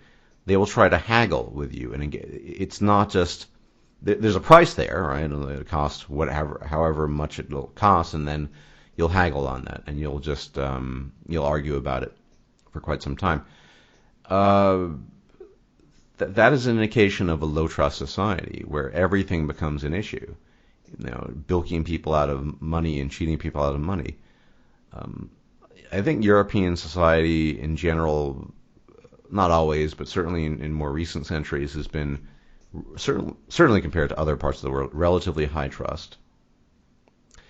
And the premise of liberalism is one that can only exist in a relatively high trust society, where you just assume your neighbor is going to be a regular Joe doing his regular thing. There won't be any, metaphorically speaking, haggling involved. And these are profound cultural differences. And I also think there probably is some genetic component to it, although that's more difficult to discern. But ultimately, it doesn't matter whether it's 100% genetic or cultural. There are documented differences between these groups of people and how they live their lives and the world in which they live. And the societies out of which a lot of these people are coming, whether they're sub-Saharan African or Middle Eastern or South Asian, these are low trust societies where you sort of haggle for everything. They are always on guard, and so this is, I think, ultimately how European society has been taken advantage of. Europeans just thought, well, everyone's like us. They're not going to haggle for the price, and they're going to be cool and honorable and liberal. But that liberalism is an aberration in a sense, quite unique to Europe. There are various reasons, historical, cultural, I think genetic, the whole shebang, that go into why it only evolved in a certain context on this planet. Why, for example, you got Confucianism in Eastern Asia versus classical liberalism and, wealth of nations. And through any combination of environment, culture, and genetics, we need to document these differences. And, you can't just ignore that. This becomes consequential for the composition of society and the functioning of society.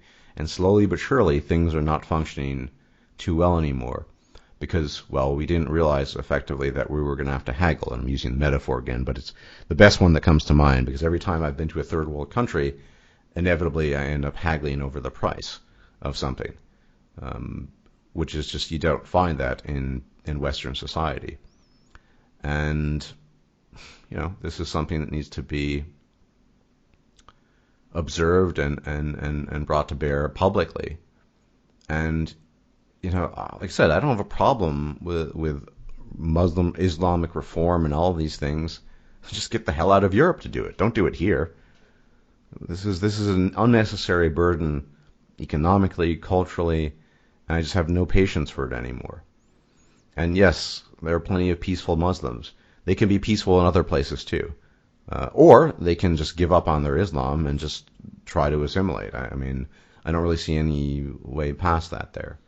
But all these arguments and all these observations about cultures and populations need to be brought to bear in the public sphere. And going back to the so-called skeptic community, one of my grievances with them is that, I don't think they have a huge pull with the public, but they certainly have larger numbers than minuscule channels such as my own and other channels.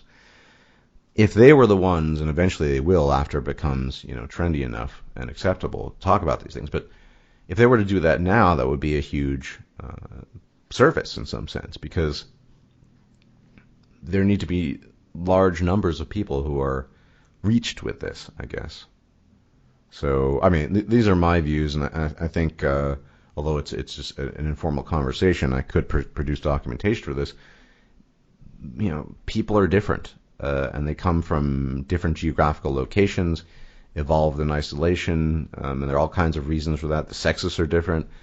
If you want ideally, if you want to form a society, we need to take into account all these things, because that will give us the best possible set of data to create a model with which we can work in an efficient and optimal manner. But we don't do that. We cling to ideals of the past that are simply not applicable to everybody for a variety of reasons.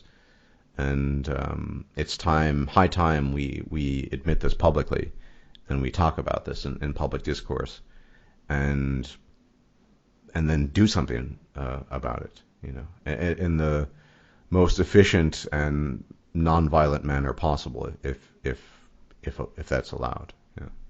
Well, if that's possible. And the thing is, I'm rapidly starting to believe that is an impossibility. We're getting there. Yeah, we're getting to the point where we've got the political elite class, we've got the media, we've got large swathes of the political left just basically saying, you are not allowed to question this, you just have to, keep your head down, keep going. They're kind of like hoping for this mythical unicorn that is a reformed Islam, which I don't think is going to happen, because for reasons which I have outlined repeatedly over the last, 3 years now, Islam is not just a religion. It is a legal system, it's a monetary system, it's a family system, it's all of these other things. So you would need to do an absolute from the ground up rebuild. And that, I do not believe that can happen, because the Quran is the infallible word of Allah. Obviously there's a lot of problems with the Hadith as well, but at least the Hadith is not the infallible word of Allah. So maybe that can be bartered around with and altered a little bit, but I still don't hold my hopes to be too high on that. Yeah. So I really don't see this as happening. And then what this is going to do is the very denial that we can do anything about it, because everyone has a right to believe whatever they want to believe. Well, okay, this is all well and good, but it's not going to do a damn thing to change the trends that we're seeing. So what's going to be the inevitable outcome of this? Well, the Islamic violence is going to continue. People are going to feel disinterested in taking, good, calm, peaceful, rational discourse on it, via political expression and things like that. When people are in a situation of hopelessness and disenfranchisement, what do you think they're going to turn to? Well, they're just going to say, well, this is what they're doing, so I guess this is what I got to do. So they're going to start playing by those rules. They're going to start playing by the rules of violence. And that's why the attack which happened in Finsbury, I just sort of see this. This is the first sort of real massive scale attack, and I do class it basically as a revenge attack. Oh, yeah. I'm not in favor of this. I don't want this sort of stuff to happen, but with no view on the horizon of any sort of peaceful solution, this is what people are going to turn to, because they're going to feel like it's their only option. They're going to feel like it's their only way to the government's responsibility, which has been shirking repeatedly and over. I mean, they're not doing anything, right? So yeah. As you point out, they're going to take it upon themselves to do this stuff, and it's yeah, this will become much more commonplace.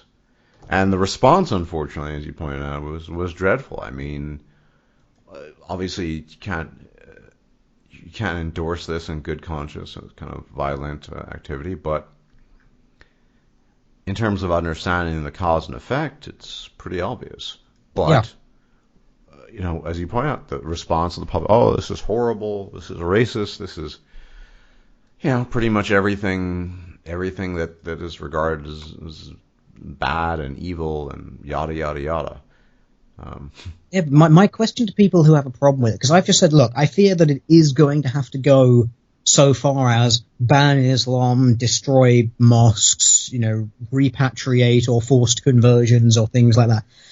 Just the problem with that is, of course, it's going to push it underground, and you will probably end up radicalizing a load of people as a result. Well, look, if you engage in a thorough ejection of all of these people, mass deportation. If you basically eliminated Islam from, say, the United Kingdom, tore down the mosques, there would be. There are no easy answers, but that would obviously enrage lots of people across the globe. At which point, people in the West should point out, well, you don't allow the X religion in your country. You don't allow this. Why should we? Yeah. This is what needs to be pointed out and hammered home. Yeah, it's a terrible position to take because, as I said, I would love to live in a world where people can, believe whatever stupid shit they want to believe. Sure, yeah. But when it starts negatively affecting other people, this is the problem. Yeah. And then you sort of have to start weighing it up. Well, and people say it's like, oh, it's illiberal to sort of do this. Okay, that's great.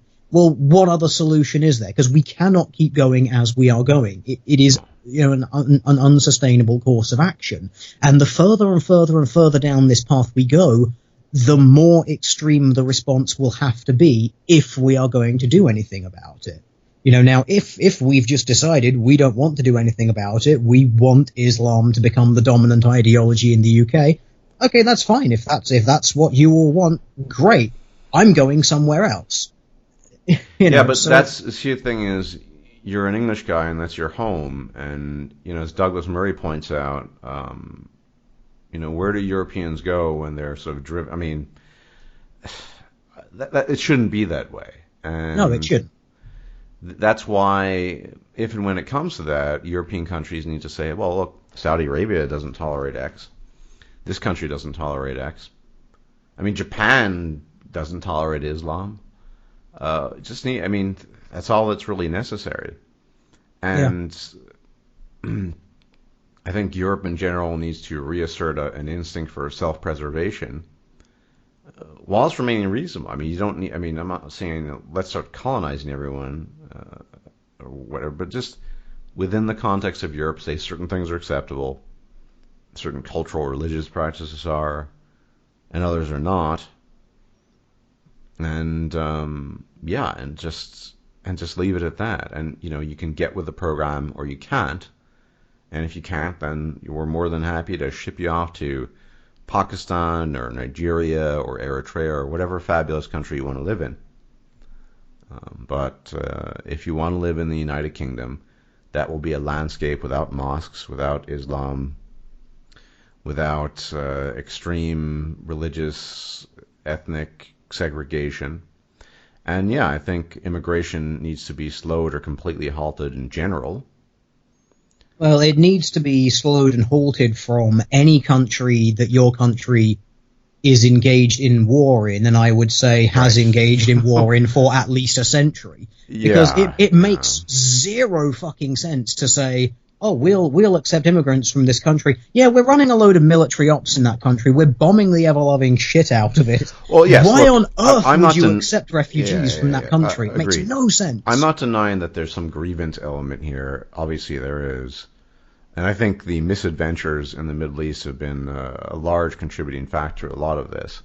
Muslims have long memories. I think Majid Nawaz pointed out in a recent talk how the Bosnian genocide was, weighs still to this day, it was only 20 years ago, heavily on the minds of Muslims and what have you. But yeah, and this is public, once again, publicly, because look, we've conducted ourselves in the Middle East. It's been a lot of poor decisions there, but we'll withdraw. I mean, there are a lot of things that need to be done policy-wise.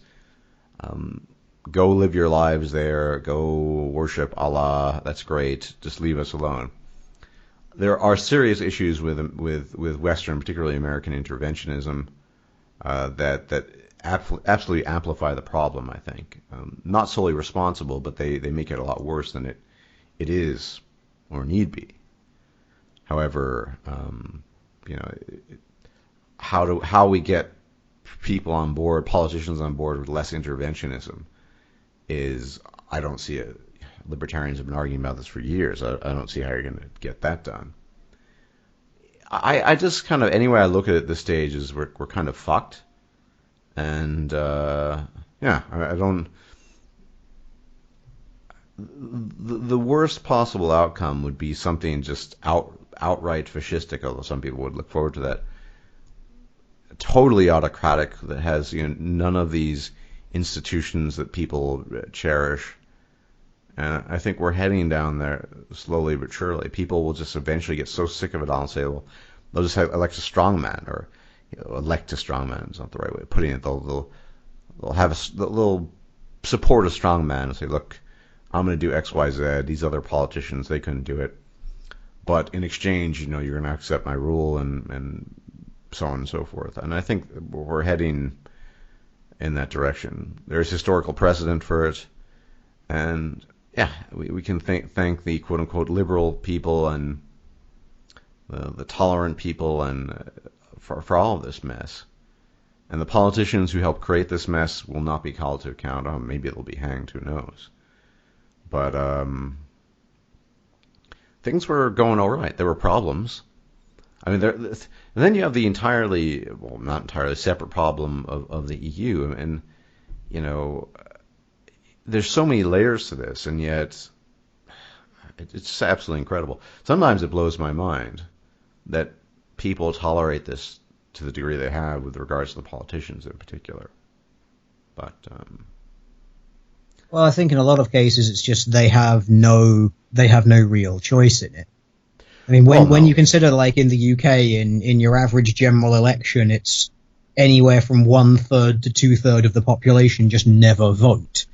So that might give you some idea of the general confidence that they have in the process. Well, the question, I mean, obviously a lot of them probably don't vote because there's not much impact in voting. It's the same thing. Yeah, well, this is why I'm a big fan of trying to encourage people. Like, if you don't vote because you don't support someone, still show up, but spoil your ballot. Just put a big line through it and just write none on it. Because at least then your protest has been lodged. Because if you were in a situation and it was half of the population don't vote because they have no confidence in the process, if you had half of people registering that no confidence, you've got more people saying, I don't want you in power, than anyone has ever got in as a majority, ever. No. And that would then be a very big sort of, yeah, we're in power, but people don't like us. And it would be a very, very powerful message. Whether anything would be done about that, I don't know. But it would definitely be something to see. Yeah. Well, I mean, it's hard to be optimistic about any of this. And here's the thing. All the notoriety and status and shekels, if Europe goes to complete shit, it won't matter for people like Sargon and Dave and the rest of them. So, I think for them in particular, it's time to step up their game and use their relative influence and numbers to actually talk about something substantial instead of fucking Anita Sarkeesian. I mean, who fucking cares at this stage, honestly? Yeah, well, she's an absolute nobody. She's just become irrelevant, but it's like, why are we talking about this? I mean, she's made herself relevant again for no other reason, I think, than because people it's quick, easy content for people to talk about and go, oh, how outrageous. She said something bad about a straight white male. Yeah, she's never done that before. Oh, wow. No, this is just the latest chapter in a very, very long book. Maybe we should just fucking ignore it. It's nothing. It's inconsequential. No. Well, as you know,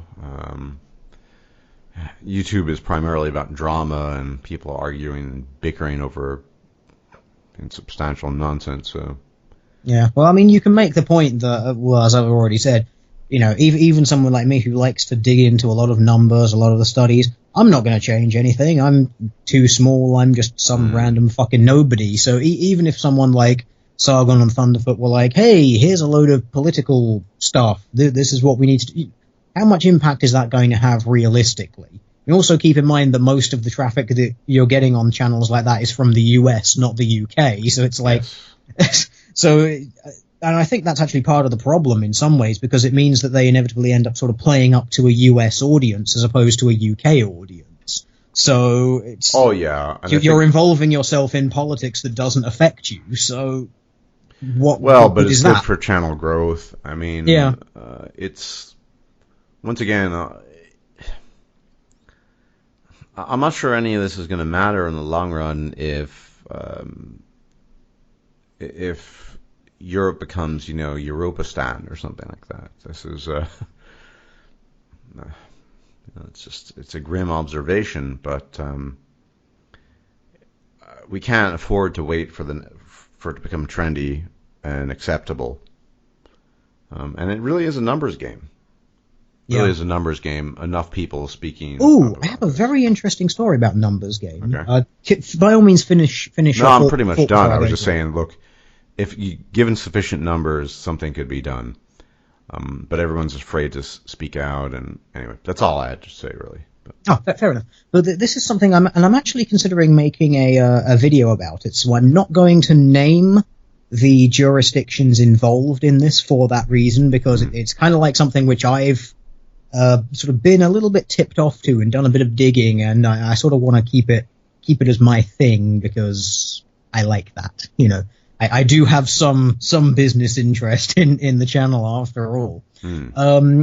But in the UK, obviously, we have socialized housing and whatnot, and there is a sort of a housing problem, especially among poorer people in the UK, which are invariably, a large number of them are migrants.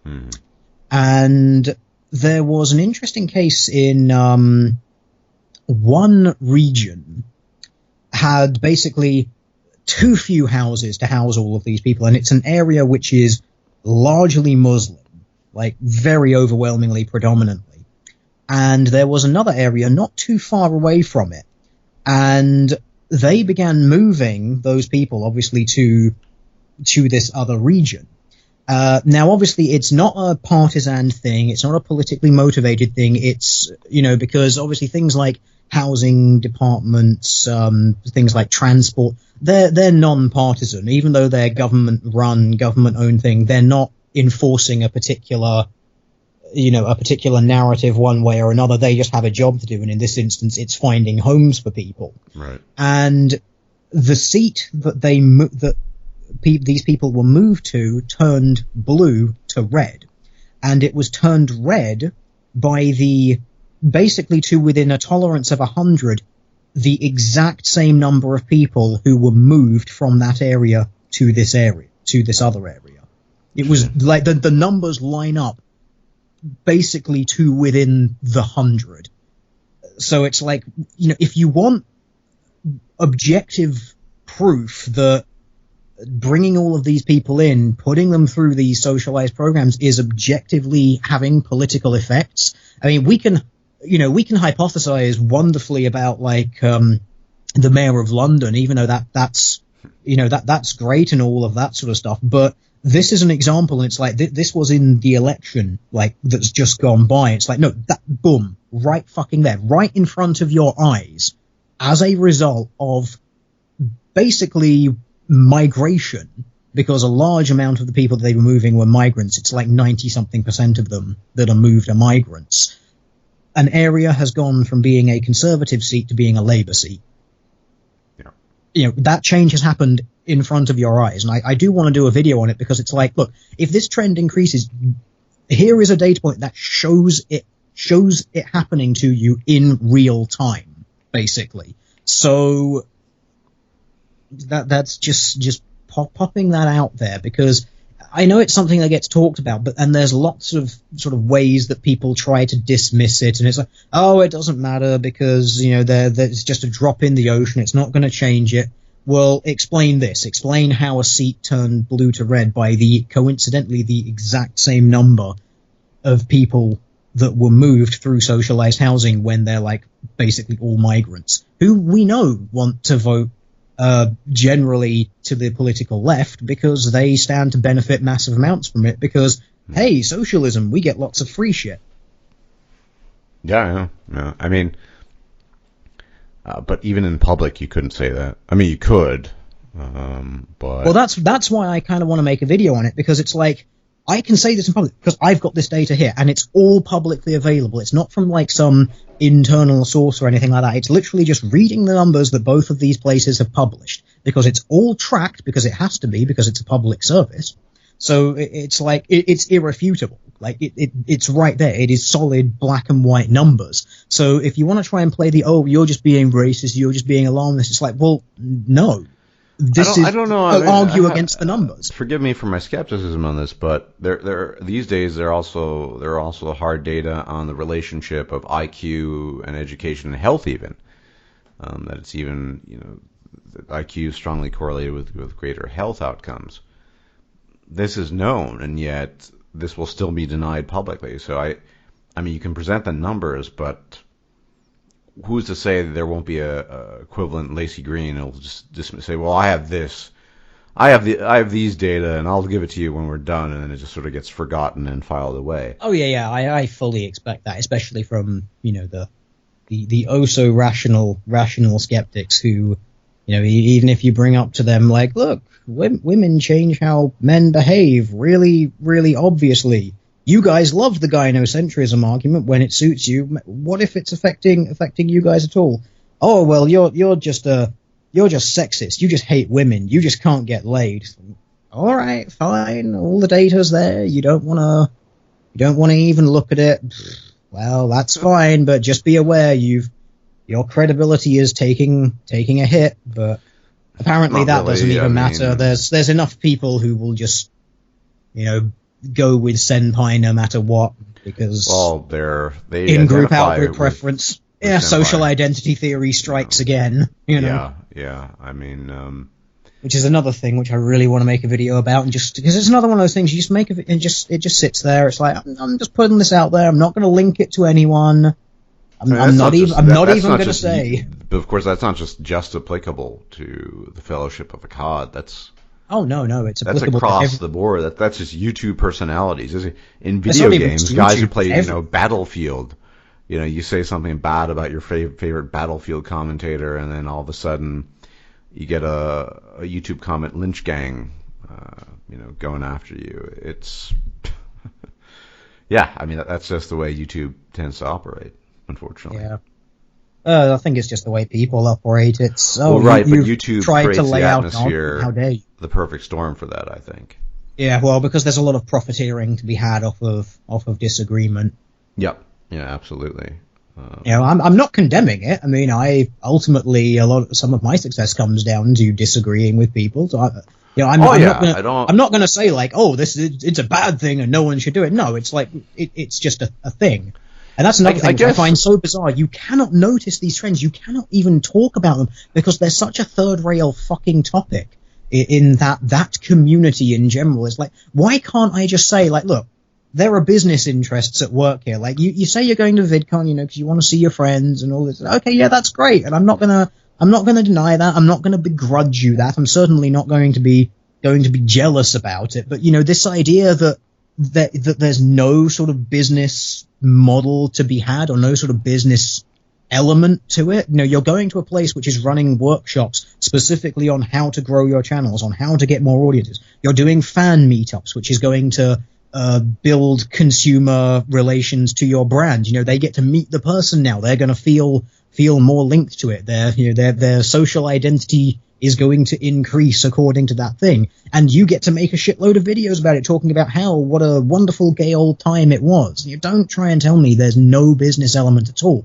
I'm not saying it's purely business. Of course it isn't. But the idea that you can deny that business element of YouTube is an absurdity. Yeah. Well, I mean, even I have some minor business interests, but I don't make topics just because I think, oh, this is the most. Like I said, there are better ways of making money on YouTube than talking about obscure things that most people don't care about. But you get to talk about the linguistic quirks of Scotland, which is really but I'll admit, I'd love to make more of those videos, but they're some of my least popular ones. In fact, a couple of years ago, I tried to start up a language channel that would incorporate both history and the development of languages and the literatures and relation with government and all these things. And did it flop? I mean, it really depends. It didn't grow very much, and I actually put a lot of production quality into it at the time. It's just some things are not a complete no-go, but there are a lot of things I'd like to talk about that I don't. But I do try to keep a relatively broad spectrum of topics on hand that I can draw upon, and sometimes, I will go a bit outside the box. I don't think I could run a channel otherwise; it would go insane. I mean, like I said, I admire in some sense a guy like Akkad because it's so insanely repetitious. It's like having to eat cornflakes and a sliced banana every morning for the rest of your life. I mean, would you get bored eventually? Yeah, absolutely. So, but again, to these people, it's a job, it's their livelihood. So, they've got to. Well, right, yeah, they've got to. But even in that, there's still kind of branching out and diversifying the portfolio. Because, if you look at someone like Sargon, and I actually brought this up in a video not all that long ago, you compare his stuff like 2 or 3 years ago to how it is now. It was a lot more anti-feminist focused years ago. Now it's kind of going a lot more towards the political side of things, and that's sort of his thing now is more being a political commentator, and it's largely hanging around the right is bad, Conservative Party bad, right bad, left good, reform the left, rebuild the left. Yeah. Well, can you really reform the? I think left-wing politics I've never been part of that, but I think it's pretty much dead at this stage. Well, it's not going to fix anything. I mean, I've never considered myself to be a lefty by any stretch of the imagination, which is one thing which I love about like my thoughts about the peaceful religion. It's like, and I've sort of said like, look, we might just have to go so far as to ban it. It's like, that's so illiberal. It's like, well, hang on, someone who isn't a liberal expressing values which aren't liberal. I'm shocked. I'm amazed. Whoever would have thought? Initially, that idea ran up against some sort of libertarian leanings that still vaguely remain present or somewhere in me, but I'm not, like I said, context matters and history matters and the environment matters. The political environment is such that libertarianism will fail for all the reasons I've cited, or something of that approach, or the left-wing liberal approach. I always love these far-left commentators who tend to live in wealthy, high IQ, socioeconomically elevated neighborhoods where they don't have to deal with any of this shit. And they're lost at sea, and they don't understand the experience of people. And to them, it is just an ethnic cuisine, and this is great. It's fantastic.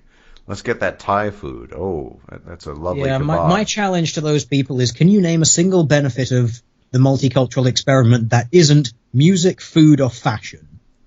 Because we can get those without the people. Yeah, well, yeah. I mean, the food, I'd say I might miss that a bit. Although most of the ethnic cuisine I enjoy, it tends to come from populations that don't cause many problems, such as Japanese and Korean. So Yeah, I'm pretty much the same. It's like, oh, you wouldn't get all of that Middle Eastern food. It's like, great, I don't care. It's when it comes to like, so-called ethnic cuisine, for me, it's basically exclusively like East Asian and and American to some degree, because I do enjoy a good deep dish pizza and Texas Mexican food. Oh God, yes, an all-you-can-eat burrito bar is my idea of heaven. So it's like, I could do without Middle Eastern cuisine. I could do without their music as well. I could do without their fashion. I don't give a shit about any of that. Yeah, I don't need that either. Although, there's never an actual argument for why diversity is necessarily just a good thing. It's just sort of, it's good. It's like got always milk, those vacuous got diversity, good. It's good to be diverse. Why? Yes, but why? Cares? Well, it's all the vacuous non-reasons, like my food, my music, my clothes. But then it's like, well, cultural appropriation, so what do you want? Yeah. This is... I think the rest of this year and the next couple of years are going to be interesting in Europe as we ride it out and deal with ever more nonsense. And I can't help but not be optimistic, although I've not been noted for my optimism. So, well, that way life is always a pleasant surprise. That's what I find. Yeah. Well, it's either your expectation or pleasantly surprised. I would rather be that than be the optimist and be like, it either went as expected or I'm disappointed. Yeah. No, I don't disagree with that. Just unfortunate, very unfortunate, I think, that things have had to come this far, and people are just lost in the clouds. It's yeah, but let's hope that we can come up with a peaceful solution. Because doing nothing, as we're doing now, definitely doesn't work. And I'm not sure if some sort of moderate, gradual exegesis of Islamic texts is going to be, we don't really have the time for that. No. Well, this is the thing. It's because we've reached this kind of breaking point. It's, it will be all well and good if we still had another 10, 15, 20 years on the clock, but we don't. No. Tensions are too high and violence and responses. It's now, I don't like the idea of saying violence is an inevitability, but it's basically an inevitability now. And that's one of the things that really, really annoys me about certain factions. I tend to find it does sort of seem to more come from the alt-right and from, indeed in some ways, parts of sort of the MGTOW community. It's like, bring on the economic collapse, bring on the civil war. Necessarily, I don't think that's desirable, really. Oh, no, it's not. But I've seen a lot of people who are just sort of almost like they're prepping for it, and it's like that. Like there's almost sort of almost like they're sort of like, oh yeah, bring it on, because that'll teach the lefties, that'll teach the women and all that sort of stuff. And it's like, you've never been in a proper fight in your life, have you? Ever? I mean, I have had careers which have required, extreme levels of violence, and in some cases just interests which are built on extreme levels of violence. And I grew up. I grew up as a white minority here, non-white. Yeah, in the hood. Or right next to it. You don't really want to. It's not pleasant. But I also think that these people will never learn their lesson. I think these people are so indoctrinated and just out to lunch that it's just it's just not going to happen. Look, if there's some huge civil war or even a kind of a mass, a friend of mine, reactionary expat, suspects as sort of a mass of minor conflicts across the continent. The interpretation of that by leftists and liberals will be, it won't be, man, look at all the damage we wrought and what it led to. It'll just be some new interpretation that probably incorporates Marxist theory or whatever, and what some minor thing went wrong and how it can be done better the next time. These people never learn their lessons, and in my experience, and they also are just immune to discussion on these matters. They just shut down. I don't even try to have discussions with these people anymore because it's impossible to offer an argument that they find is acceptable. They'll just sort of ignore it or brush over it and just move on to the next point. They're just so indoctrinated or just so firm in their convictions. And that's the sad thing. I think if this comes to violence, and it seems to be likely, increasingly so, over the long run, no lessons will be learned unless the people who are in power and authority are not of this sort that we've had to deal with for the past decades and decades. So, that's the sad thing. I think... Interesting thing to consider on violence. And while I've been sort of an advocate and still very much am from the ground up reformation of Islam, I find it really bizarre that there are people who will chastise me for saying, look, I think violence is inevitable for this, and then talk about the reformation of Islam. It's like, guys, find me any religious reform ever in the history of the world where there hasn't been violence. It's like saying you want reformation of Islam is basically saying violence. Well, effectively, religious. Yes, but that's what we are undergoing a kind of reformation as these sects battle it out. It's just that they need to keep it to themselves and keep it out of Europe, I think. And if they can't do that, they're going to need to be removed. Look, I'm all for them, chopping each other's heads off and killing each other because of some theological disagreement, and hell, I don't really even look, as long as they leave Europe alone, I don't really have a problem with a caliphate if they want to run things that way. However, I think, and this is where I guess the West getting a backbone again comes into play. If they really want to run a caliphate in the Middle East, and the West says, okay, you can do that, but if you fuck with us, we will blow you off the face of the earth, and there ain't going to be no coming back from that. I mean, these are the kinds of conditions that need to be set for such a thing. This is, as you know, with your military background, but I hate to say it, but the way we wage war, it's not really the total war approach anymore. It's just sort of, pepper them with a few bombs, do X, Y, Z. It's small-scale skirmishes. Right. I mean, look, the Islamists take advantage of this, and well, they excel at it. It's been their style of warfare for centuries.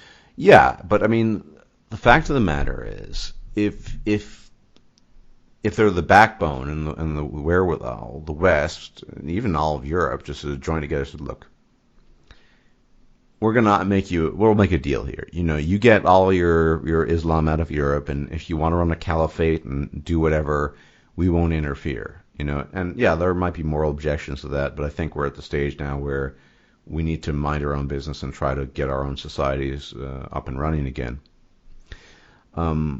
Under the condition that you leave us alone in perpetuity. If you violate that condition, you will cease to exist. End of story. There won't be any caliphate, there'll be nothing. There'll just be dust. Human beings won't be there. And I think, that would need to be backed up in the same sense that, say what you want. I mean, the atomic bombs that were dropped, the second one I think was excessive, but that just showed at the time the imperialist Japanese, look, do you really want to fuck with this? But there's no backbone for that anymore. But that might in fact be a precondition for maintaining Western civilization. And increasingly I feel like it might be. Yeah.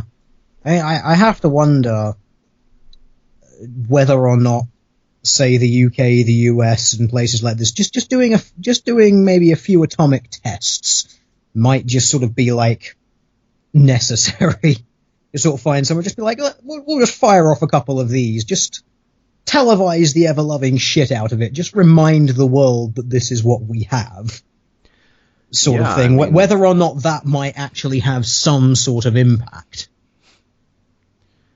I don't even think you would necessarily need atomic weapons, but, sending a couple thousand troops.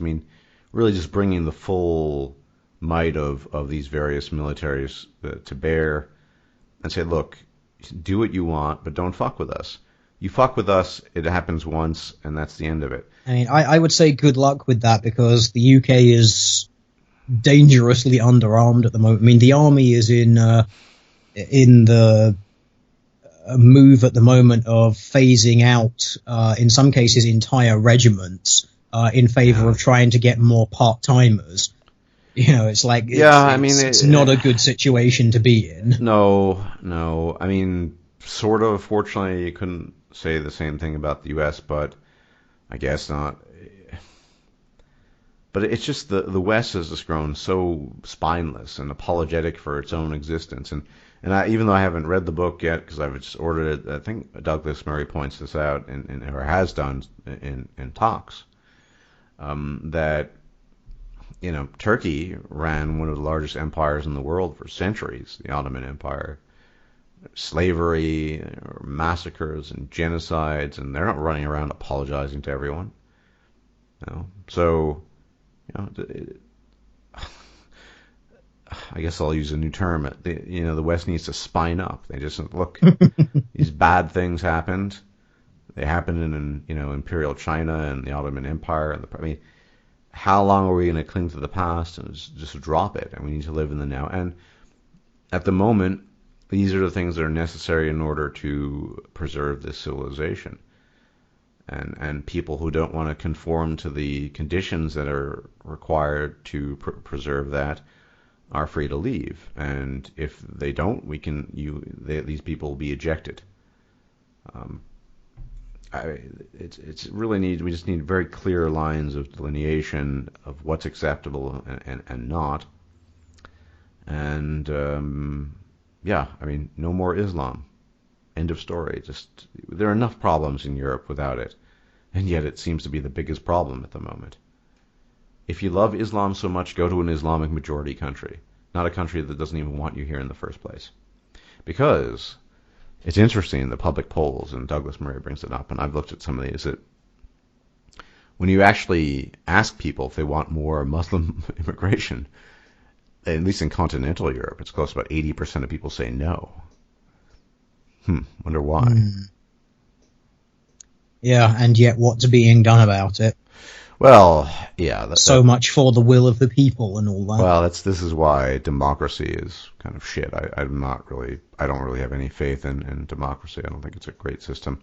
That's another thing. I mean, that's an assumption that has existed now for decades, maybe 100 years now, that democracy is just this good thing. You know, Majid Nawaz always going to, pluralism and liberalism and yeah, okay. What is the evidence? We have now good evidence to suggest that it doesn't work too well, actually. That maybe some form of mild autocracy might be necessary in certain situations. Yeah, well, this is one of the sort of controversial things that I think it's like, look, some people are just too stupid to vote. Well, but here's the thing. That's why you have to understand things like intelligence to know what's good for and IQ distribution. There's a Danish researcher, and I keep on forgetting. I think it's Nils. Anyway, there are actually two. There's a young guy, Emil Kierkegaard, that I sometimes chat with, and I had a long talk with about the scientific outpost. And there's another guy, a much older gentleman, I think he's in his 70s, but he's done specific work on the relationship of IQ and quote-unquote functional democracy. Now, functional democracy is kind of a strange compound term. I don't even know if you can call any democracy functional, but he suggests it's just the point where you can hold that institution together. Of course. I was being a bit facetious, but he posits, I think, from what I've heard him say, that, and I've looked at a bit of his research, a cutoff is about 90 in terms of IQ. So, and that's really borderline. You're going to probably need something like 100 plus really to get something, because obviously when a mean of a population is 100, that means there are going to be that many more to the right of that mean, and when the mean is 90, well, and this goes all the way, basically the higher the mean, the more people are going to get much further right to the mean, or at least compared to populations whose mean is much lower. So yeah, I mean that's an issue. So you can ask the question, for example, why in Egypt? There are other reasons, but why in Egypt, in particular the Arab Spring? Why didn't it work? Well, last time I checked, the mean Egyptian IQ is somewhere between 84 and 90. That seems to offer some explanatory power as to why you can't get a good system working there, and and why this is just an issue in many of these countries. I mean, I've talked about this a million times on my channel, but why countries in sub-Saharan Africa fail. Although you still can get venality in high IQ populations, certainly white-collar crime is, when people talk about crime and IQ, they're really talking about sort of blue-collar crime, violent crime. Self-control, all which is related to venality of all sorts, that too is associated with higher IQs. So this goes a long way in explaining a lot of these. Of course, you can't talk about that publicly. It's one of the taboo topics. Even Sargon and his crew won't do that. But it goes a long way in explaining a lot of the things we see across the globe, why certain societies tend to work better than others, and that doesn't explain everything. There are other elements that are genetic that are not IQ. There's some that are just purely environmental. I mean, but it explains a whole lot, I think. And to ignore that and disregard that, we do so at least partly at our own peril, because we go back to this argument that democracy is great. Well, for whom? And in what context? Is democracy great when you have a population with a mean IQ of, say, 85? Well, good luck with that. None of these ideas of democracy is great ever took into account things like population genetics and intelligence differences and the requirements that must be met in order to have some kind of quote-unquote democratic system. And even in a population where, I mean, it varies country to country, where, say, the mean European IQ is, say, about 100, there are enough people to the left of that Europeans, they're just too stupid to really make intelligent decisions. I mean, look at chavdom in the United Kingdom. I don't know if they've ever run IQ tests on chavs, but I would suspect they're significantly below the 100. There may be a full standard deviation in many cases below the 100 mean, which is more or less the mean there. You can see it based on their behavior, and so should these people be voting? Not so sure. This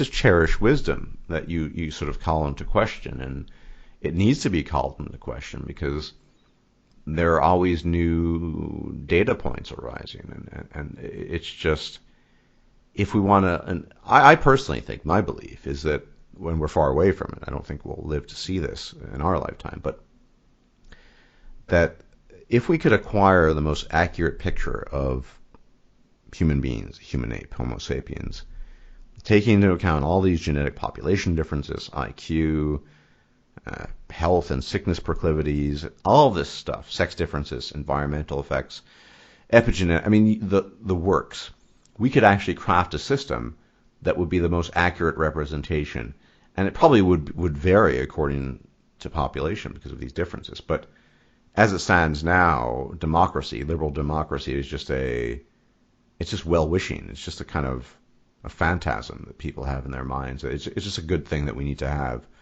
but nobody explains why. Well, because it empowers the people. Well, whom does it empower? And why should really dumb people be empowered to make decisions that could have long-standing consequences for the entirety of their country? It's just, and I should point out that dumb people are usually just pretty content with the basics, like fucking, entertainment, sport, things like that. I don't think they'd be missing out on much, to be honest.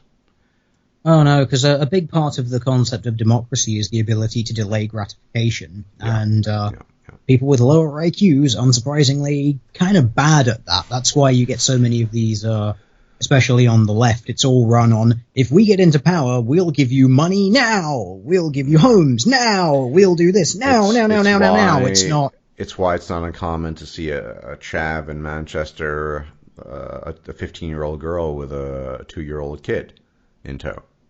Yeah.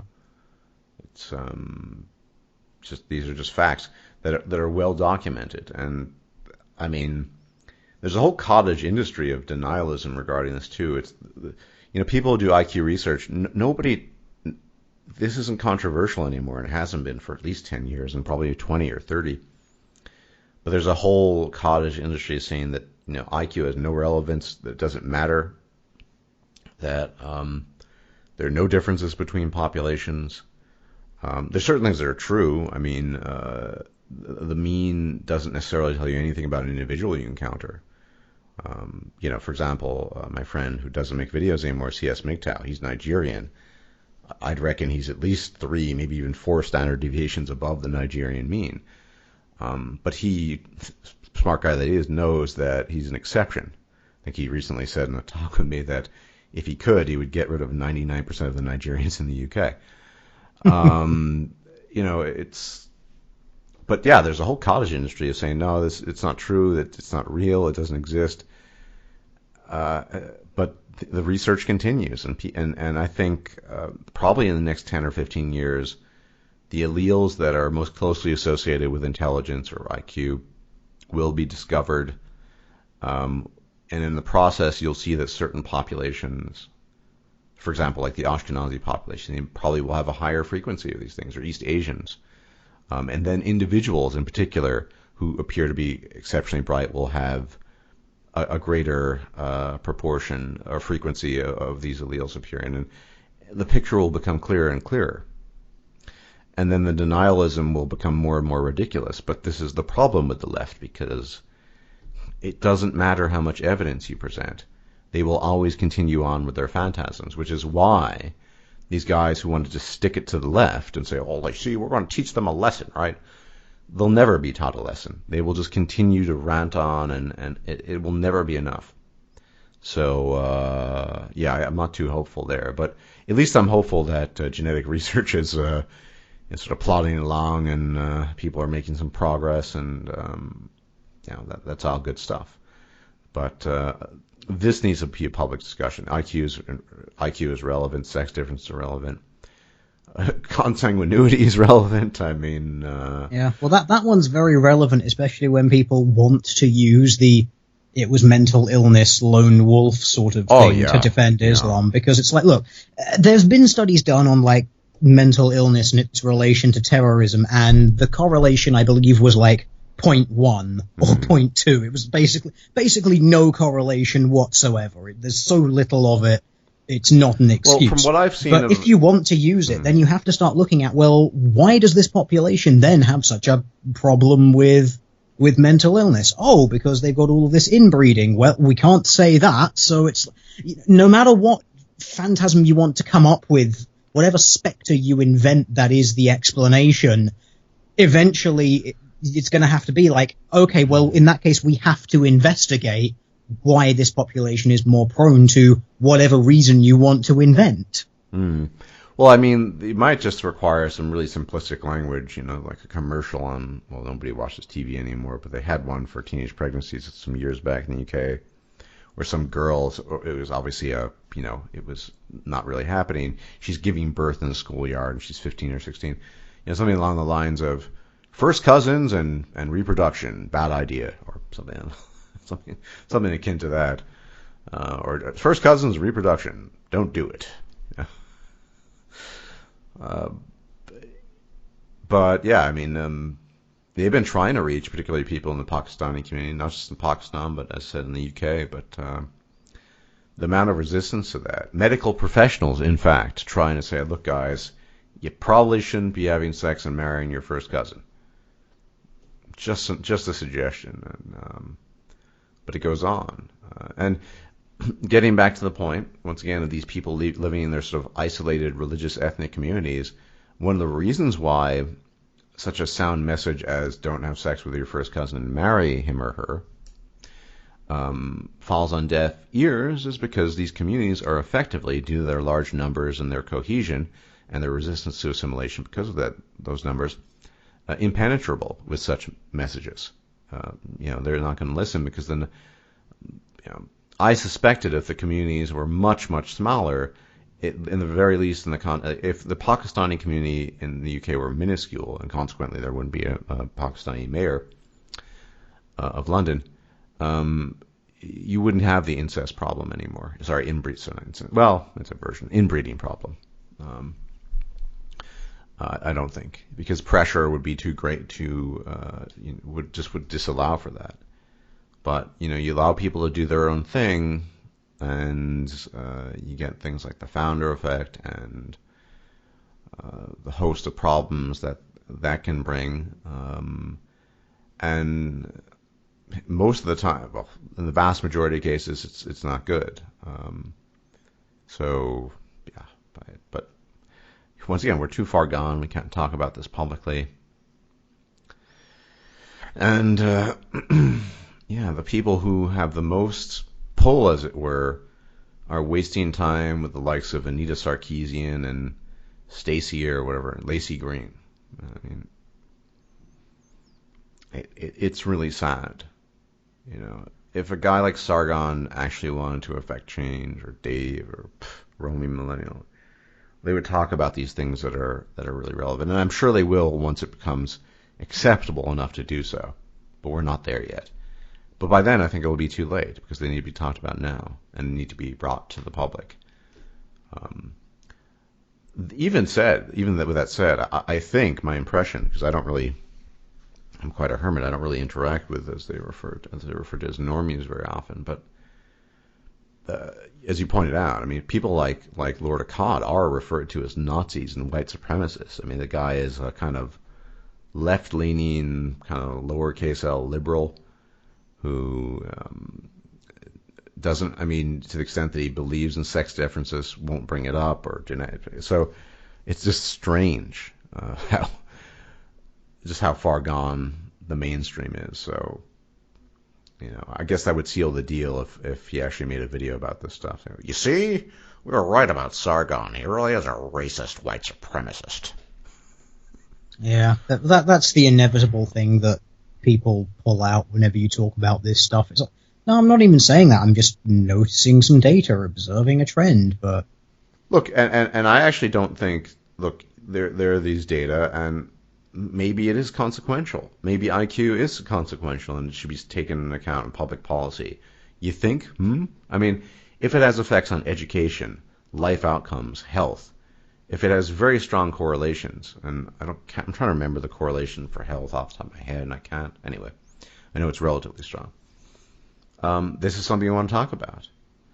Inevitably, what I don't understand, and this is my own sort of pet peeve, is I get why people are sensitive about it, because the degree of heritability, and particularly in adulthood, it's very strong. It's upwards of 0.8.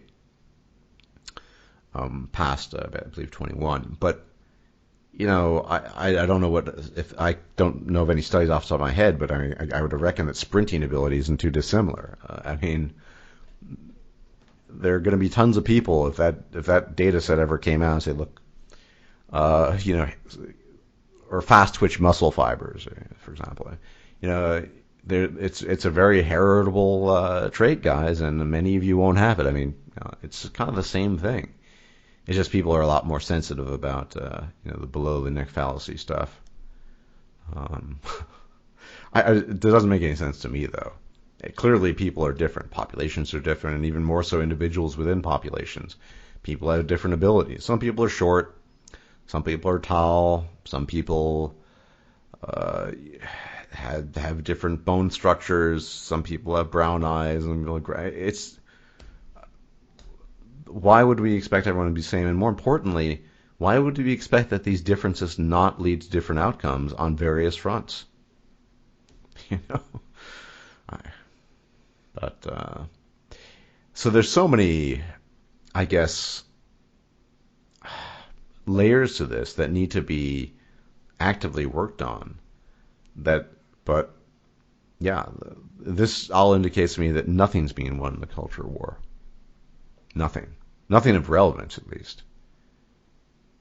I remember a few years back when CS was trying to contact some neuroscientists, close to about 40 of them, who specialized in sex differences, brain structural differences, etc.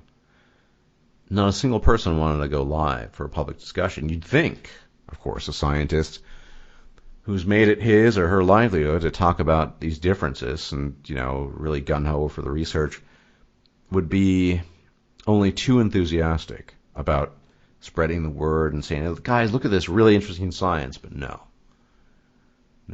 And so all this stuff that's taboo has just become a kind of dirty public secret that all the people involved in the science are perfectly aware of, acknowledge, right? But it's like a Twilight Zone of thing, almost. And once again, an indication that the real culture war, well, nothing's happening. What does defeating feminism even mean, by the way? To get rid of get it out of our institutions? Well, it's highly correlated, I think, with gynocentrism as a whole. So when's that going to happen?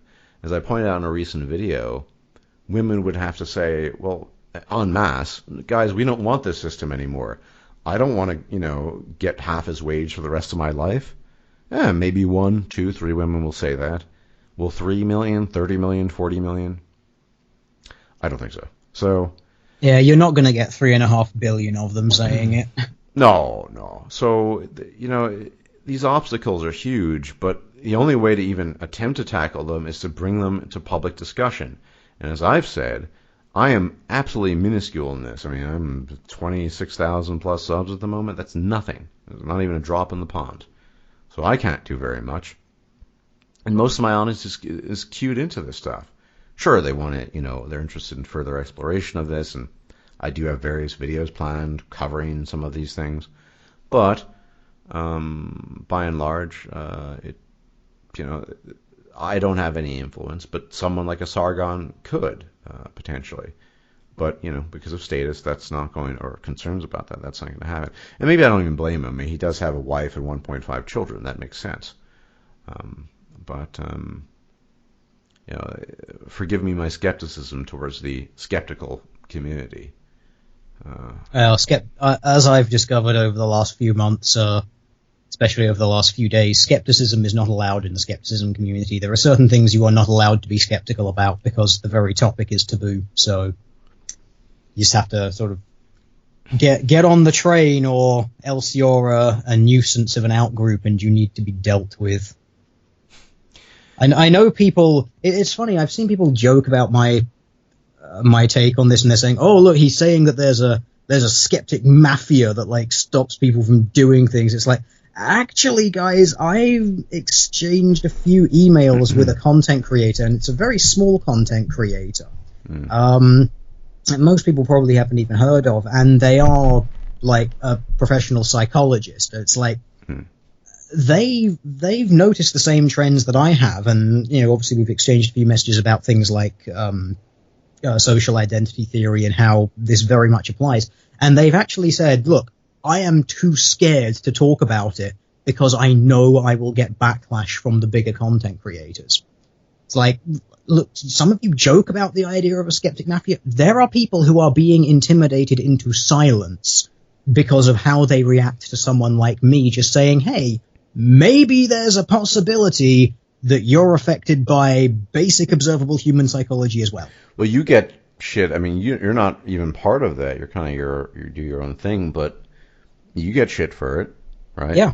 I mean, I'm a total outsider to it, but then the idea that there is a small content creator who's kind of sort of in it a little bit. They sort of got one foot in. They do talk to some of the other smaller people in that circle.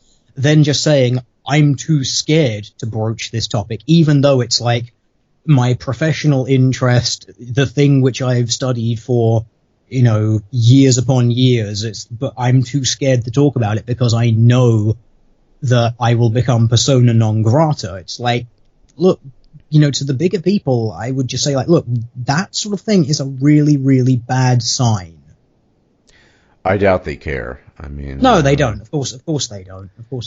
Unfortunately, collectivism, whatever its manifestation, does put group cohesion over coherence of ideas.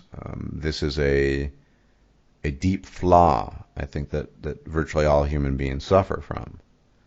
And it's happened in the so-called, well, it's not, in MGTOW circles, it happens in alt-right circles, it happens in the skeptic, it happens everywhere.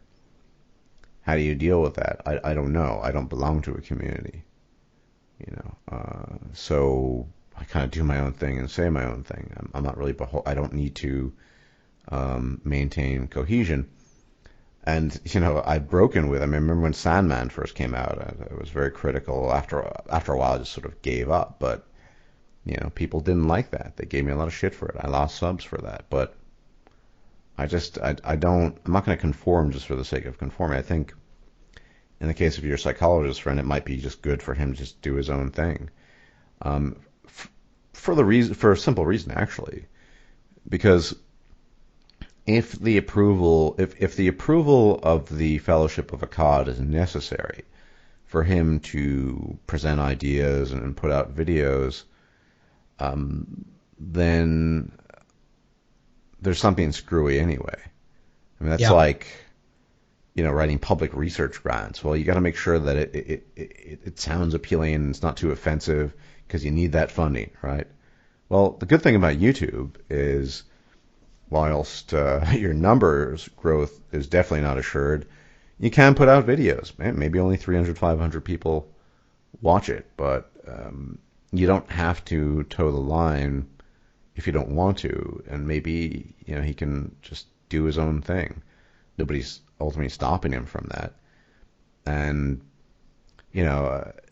ultimately, actually, I think these guys, one thing I've noticed is if you're too small, what I call sort of small potatoes, like if you're kind of like sub 100K, like I am, they won't even acknowledge your existence, which is fine in a way. It's kind of helpful. If a guy is that small says something, the bigger channels, the Computing Forevers, the guy who does tech reviews once every 2 months now, even though that's what his channel is supposed to be about. The Sargons and all these characters, they're not going to even care. Like, who's this guy? He doesn't have enough subs. YouTube ultimately, and I did a kind of podcast about the YouTube Nation. It's all about branching out and what's the term? It's getting late here, so I'm trying to remember. Partnering with people, and Stefan Milieu does this brilliantly. You'll get all these popular, some of these new female skeptics on. It's just about numbers, networking. Yes, that is the word I'm looking for. However, if you make it a point that networking is not your primary goal, or you can live with it or without it, then things become a lot easier. And so, in case you're a psychologist friend, you can say, look, one, I'm too small, they're not going to care, whatever. So I think it's a healthy approach in this context, because that is the one good thing about YouTube. You can kind of make videos about whatever you want. And yes, English in Scotland is one of them, and whatever videos like that guy might want to make, or observations. And I for one, would be very interested in a video about social cohesion theory, as it applies to any group, but in particular the Fellowship. But I think that's the thing that this guy needs to weigh up. Is it worth being part of this if I need to self-censor? And that's a decision I guess each content producer needs to make himself. I made a decision a while ago that if I could understand a phenomenon and it might offend people, I'll talk about it anyway, because it's just more important to get the information out there. But that's my own personal decision, and maybe somebody else thinks differently. Of course, the bigger you are, the greater the risk. In fact, as a final point on this, I'd offer the argument that if he is small, then he's got nothing to lose, really. Yeah. So. Yeah, but this is the thing. Social backlash is a hell of a deterrent. That's why I don't and belong to any group. And the thing is, some people, this is the thing. Some people actually care about that, and honestly, I think that's why there's so many of those arguments made against me. That it's like, oh, you're just jealous that you're not friends with these people. You're just jealous that you don't make but you don't make as much money. You know what this It's is? I don't care. I think you and I both quite similar. We're both very introverted people, and I think most people aren't. I forgot what the stats are, but something like 66% plus of the population is fairly extroverted. So they can't really understand the introvert's position, and one that, well, the introvert probably is less inclined to care about the popularity game. To their minds, most people being extroverted, that's an essential quality. Maybe your psychologist friend is not quite that introverted. I don't know. I'm just offering explanations. But yeah, I mean, that's strange. To me, in a YouTube context, caring about what people think as a part of some quote-unquote community, because as much as I'm MGTOW, there isn't really a coherent community, and even if there were, I wouldn't be part of it because I don't want to lead anything, and I don't want to be, regarded as some kind of figurehead. I'm just doing my own thing. But I guess most people do want to belong to something in a very formal fashion. Yeah, Hence they do, and it's it's not even like inherently a bad thing that this is because this is something which constantly gets brought up. It's like the idea that I'm saying like, oh, people shouldn't be friends. Anyone having friends instantly means they're biased and you can't trust them. It's like, no, it's nothing like that at all. It's just simply being aware of the fact that if you do have a very strong sense of in-group with someone, that you will probably be less likely to be critical of them. It's like even when I listen to content creators such as yourself and Colton, people who I do speak to semi-regularly, I force myself to try and filter what's being said through a sort of filter of what happens if I didn't know these people. Well, as you should. I mean, I'm human, I'm fallible, I'm old, I make mistakes, and Colton, I mean, this is... but that's someone who's interested in trying to understand things as clearly as possible. If you and this is my big issue with the alt-right. I mean, there are a few of them, but this is probably my biggest issue, is that their tendency to value group cohesion over truth. In fact, Millennial Woes made a video recently saying, well, sometimes truth doesn't matter. I think it always does, and it's always relevant. That's something that each individual needs to decide. I mean, if you think about it, for thousands of years, people believed in all kinds of religious nonsense that bought them group cohesion at the price of a very strange misunderstanding of the cosmos and planet Earth and all sorts of things. But it sort of worked for them. So I guess this is just another version of that. I find that pernicious, ultimately, because we can accept that tribalism and group cohesion are just all really important, but long-term for the species, I don't think that's a functional model. Because time and again, it brings us more problems. I'd say more problems than benefits.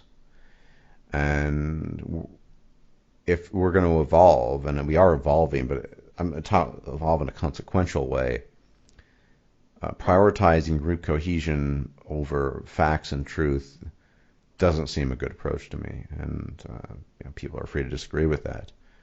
But but I mean, this is just that's human nature, right? Yeah, odds of us being able to get rid of that is, I would go so far as to say zero. It's not going to happen. Come on, give it I'd like to say 0.000000001% chance, maybe. Got to have some hope. Yeah, maybe, but I don't hold any particular hope very highly of that, because even someone like myself or like yourself, it's like I always want the truth over everything else. But even we have our in-group out-group dynamics. Sure. I mean, we're the people who are interested in truthiness, right? So that's our we like to talk to other people who are interested in truthiness. So yeah. It's true to some degree, but I mean, But the difference there is, like, I'll have a conversation with CS and say, "Oh, I watched your video, and something you said isn't accurate, and here's the way it actually is." And or we'll have regular discussions where we'll talk about something, and he'll say, "Well, actually, I don't agree with that, and here's the reasons." And there's no animosity or anything. It's just sort of, well, he's just explaining something, and sometimes he's right, and sometimes I'm right, and sometimes we're partially, but it's just, I think that's the advantage of the truthiness group cohesion over the other types, I think. Yeah, eventually you do sort of try to end up with something that's as close to true as possible, but what I'm seeing is just, especially from the so-called rationalists of the universe, it's now just like truth is kind of like taking a back seat to other things, just like Ingroup Preference and profit and my friends. My friends are more important than the truth. My friends are more important than basic psychology. Yeah, and that might ultimately be the death knell for all of humanity, assuming we can't get past it. And I think it's going to cause a very big schism in the next year. I thought it would happen in 2018, but I'm actually maybe going to amend that to late 2017, given the fact that I seem to have plowed them face first onto the third rail. We're getting close to 3 hours, so I'll ask you a final question. The Civil War you're predicting, Marvel Civil War, Skeptic Community Civil War, will it be drawn along the lines of something like the Fellowship of Akkad versus some other group, or will it be just certain individuals? I don't really follow most of these people or even watch their videos. How do you think it's going to break down? I think it's going to break down into the touchy-feely, we need to hug it all out kind of people, because that's where the VidCon thing went. And like, there's a very definite sense of community among those people. Even the people who previously denied it are now admitting it. And now the way to deal with it is the touchy-feely, hug it out, I'm sorry for any wrongs that I might have done to you, which basically means proving why you're full of shit. I'm sorry that I did that. I absolutely was complicit in harassment and evil things that you experienced, which is why I have to apologize to it. And I think that's going to be the split. It's going to be that group versus the people who are just like, okay, it's all well and good that we can have conversations of it, but this doesn't absolve them of their previous positions or anything like that. I don't feel the need to apologize for anything I have done. But I think that's where it's going to go. It's like, no, the moral high ground is apologizing and taking the responsibility of things. I think that's going to be the split, and I do think the women issue is going to be a part of that as well. Yeah, because it's like you've got the increase of women into the community, and we all know women like to do that sort of stuff a little bit more as well. So I think that's well, going to be women. I think, as a rule, they're the ones who talk about being polite and not offending people. They're all about group cohesion far more than men. Men are much more willing to entertain disagreement and live with it than women are on average, of course. So I think that's going to be it, and I think that women will have sort of quite an instrumental part in it, because, well, Mikeru's law, it has yet to be proven in its inaccuracy, and for those who don't know, it's as any progressive movement increases, the likelihood of it being overtaken by women who make it all about their vagina approaches 1. Yeah, I think Mikeru's law is fairly accurate, this is going to happen. I also have predictions for the alt-right as well. I think similar things will happen for those who follow the alt-right a bit. But I'd just like to point out here, because I know that people get triggered when I say this, and they do the whole, you're mad, you're jelly, you're this, you're that, you're salty. It's like, I don't see this as being good or bad. I simply observe this as being a trend, and it happens. It's bizarre that some people have actually said that I'm declaring this as like the downfall of the skeptic community. It's like, if you consider the downfall of something to be more people going into it and then different factions emerging out of, that's a really strange downfall. Where you get more people and more fragmentation. It also That's a weird downfall. That there was something really exceptional going on in the skeptic community to begin with, which I would argue there never was. Yeah. But yeah, Micro's law is pretty accurate, I think, and on point here. And yeah, it'll happen in the I think in the alt-right circles too. There's already kind of friction there where a lot of these sort of young, fecund women are sort of popping up saying things that are completely unremarkable, but they put a bunch of makeup on and people like the way they look and they're brilliant all of a sudden. And some people who are a bit savvy to that don't approve, and others think it's great. And I think this is, women do affect men's behavior, and that's undeniable. I think. It's not undeniable. Trust me. Well, it's undeniable to anyone who pays attention. Yeah. But, it's. There will always be those who try. Yeah. I mean, I'd even. I mean, this is a bit off topic, but so I know you don't play a lot of it, but the game Overwatch. I honestly think that the character Mercy, you might know her, right? She's a sort of healer with a staff, right? Exceptionally low mechanical skill character, positioning, whatever. But you just gotta, hold left click or right click. Basically, that's it. With a completely non-transferable skill set to other heroes. Other support. I'm a support main myself, but it's the one I don't play. All the others require some mechanical skill to varying degrees. I actually, and lo and behold, I was looking at these are anecdotal stats that somebody harvested, but most female players play Mercy, surprise, surprise, and this is borne out by sort of anecdotal experience. I almost think that that was Blizzard's attempt at being inclusive, for example. So what am I getting at here? Women, they change everything. I've seen this actually in games too.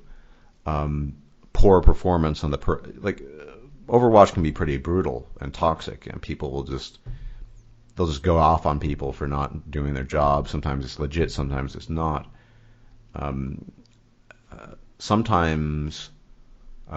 Oftentimes, women will get a free pass if it's known that she's a female.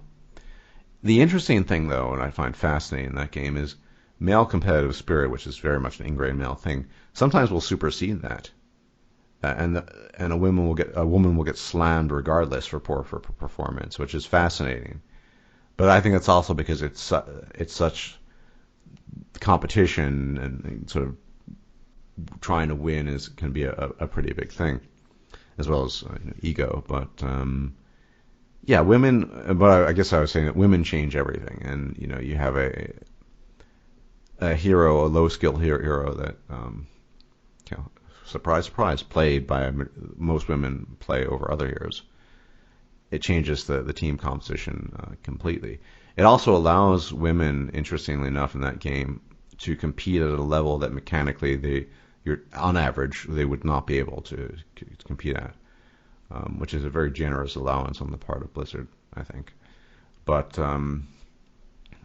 it's the next year or so is going to be interesting in terms of the divisions that will arise. Meanwhile, an outsider such as myself will just observe and document it and do my own thing, as I suspect that you will too.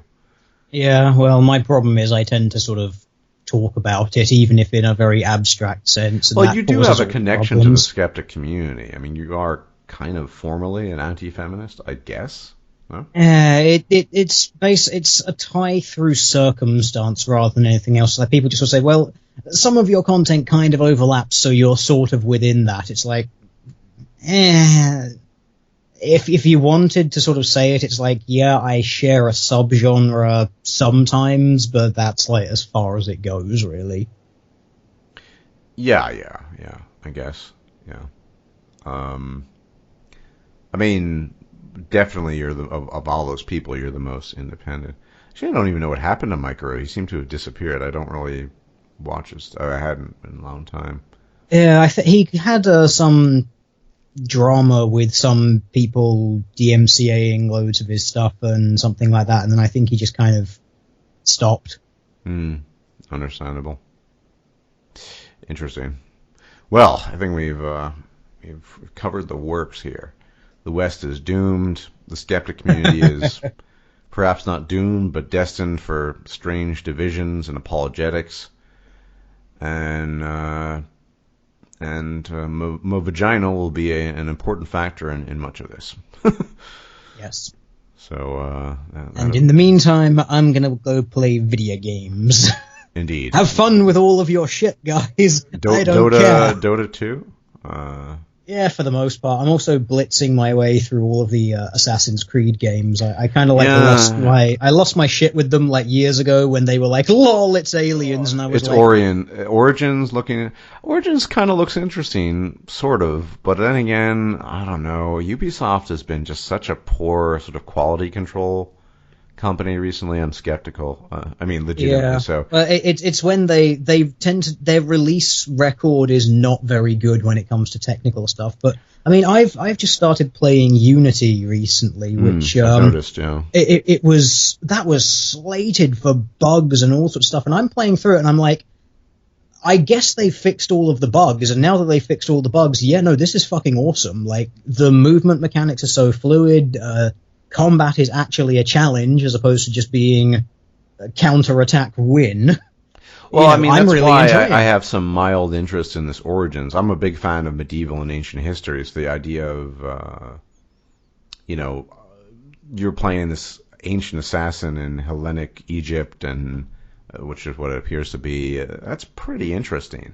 Yeah. Well, I think the plot point is that he's not really an assassin because there's no creed or startup yet. He's sort of learning the. It's more like sort of sneaky merc from. Yeah, but I find it quite interesting. I mean, I'm going to wait for reviews, I think, but I might actually end up getting that game. But overall, I mean, specifically Ubisoft, For Honor, that's something that flopped tremendously. I mean, they couldn't. The player base went from something like 1 million plus to like 1,000, and they just couldn't they're just very bad at maintenance. I still have that on my Steam games list. It's installed Dishonored 2. I heard it was so buggy for PC, I haven't touched it. Most of that's been fixed apparently. None of these. I mean, Ubisoft has just done a good company. Let's not get started about BioWare and Andromeda. Not much to look forward to. Although, if you like Assassin's Creed, I think one game you can look forward to in autumn would be Shadow of War, Lord of the Rings. Yes. Yeah, I really want to get that, but I want to play Shadow of Mordor. I've already done that. I still haven't done that. You know why I feel confident about that game? It's not because of Warner Brothers. It's just because effectively what they've done with that is they've built upon mechanics that worked well and made them even better, it seems. And it's kind of like... if you expect a Pizza Hawaii and it was good the first time, and they said, well, we're improving the quality of the ham and the pineapple is more...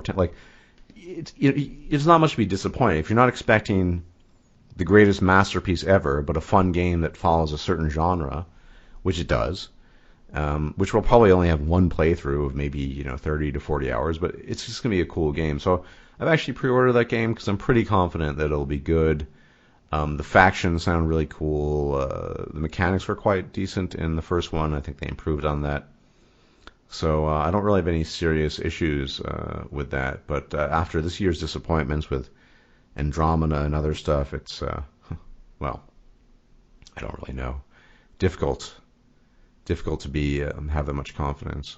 But anyway, the gaming world. So I wish you good luck with Unity. I think I'll just wait for Origins to come out. I dig that ancient stuff, so maybe if it gets good reviews, I'll get it. And my one flaw with playing that is I know I'm going to load into it and it's going to start, and I'm just going to be running around saying, "We was kings, nigga. I swear to God, man. Look at they skin, man. This is Egypt, man. They black, man." I just know that's. Well, I heard. I didn't investigate this very thoroughly.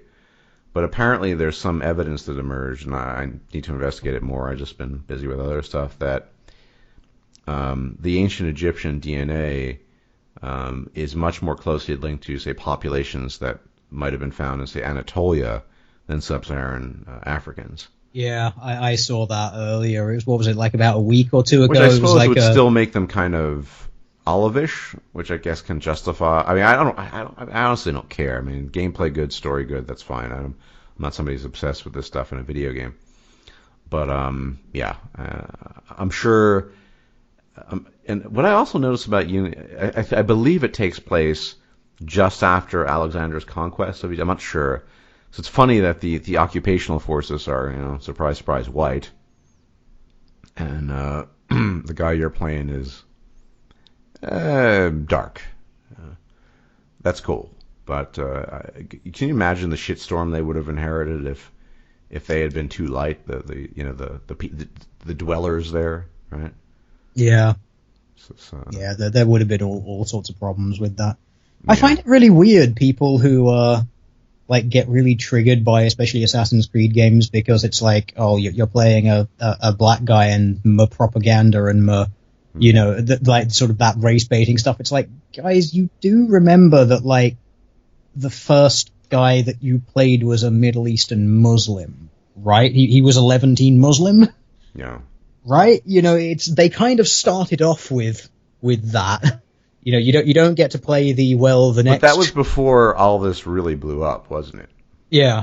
Yeah. So it's like, just look at the first 3 games. Okay, yeah, you played as one Italian guy that was white. But other than that, you played as a half-white Native American and a Levantine Muslim. Okay, yeah, then the next 2 after that were white. Actually, no, the last 3 after that, because 4, Rogue, and Unity are all white guys. But also there was, I fail to remember the name of it now. The one where you played as Aveline, what's her name, which was a black woman in the Bayou. Yeah.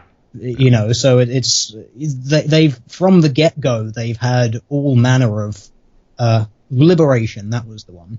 They've had all manner of diverse characters that you're playing as. So I fail to see sort of why this one should now be the sort of, the pushing the race and the things, and it's like, it's been there from the beginning. I just think it's cool. An Assassin's Creed game potentially set 2,000 plus years ago with the primitive stuff going. I see you could swim in rivers with crocodiles, and there's underwater exploration, and the skill tree looks pretty cool.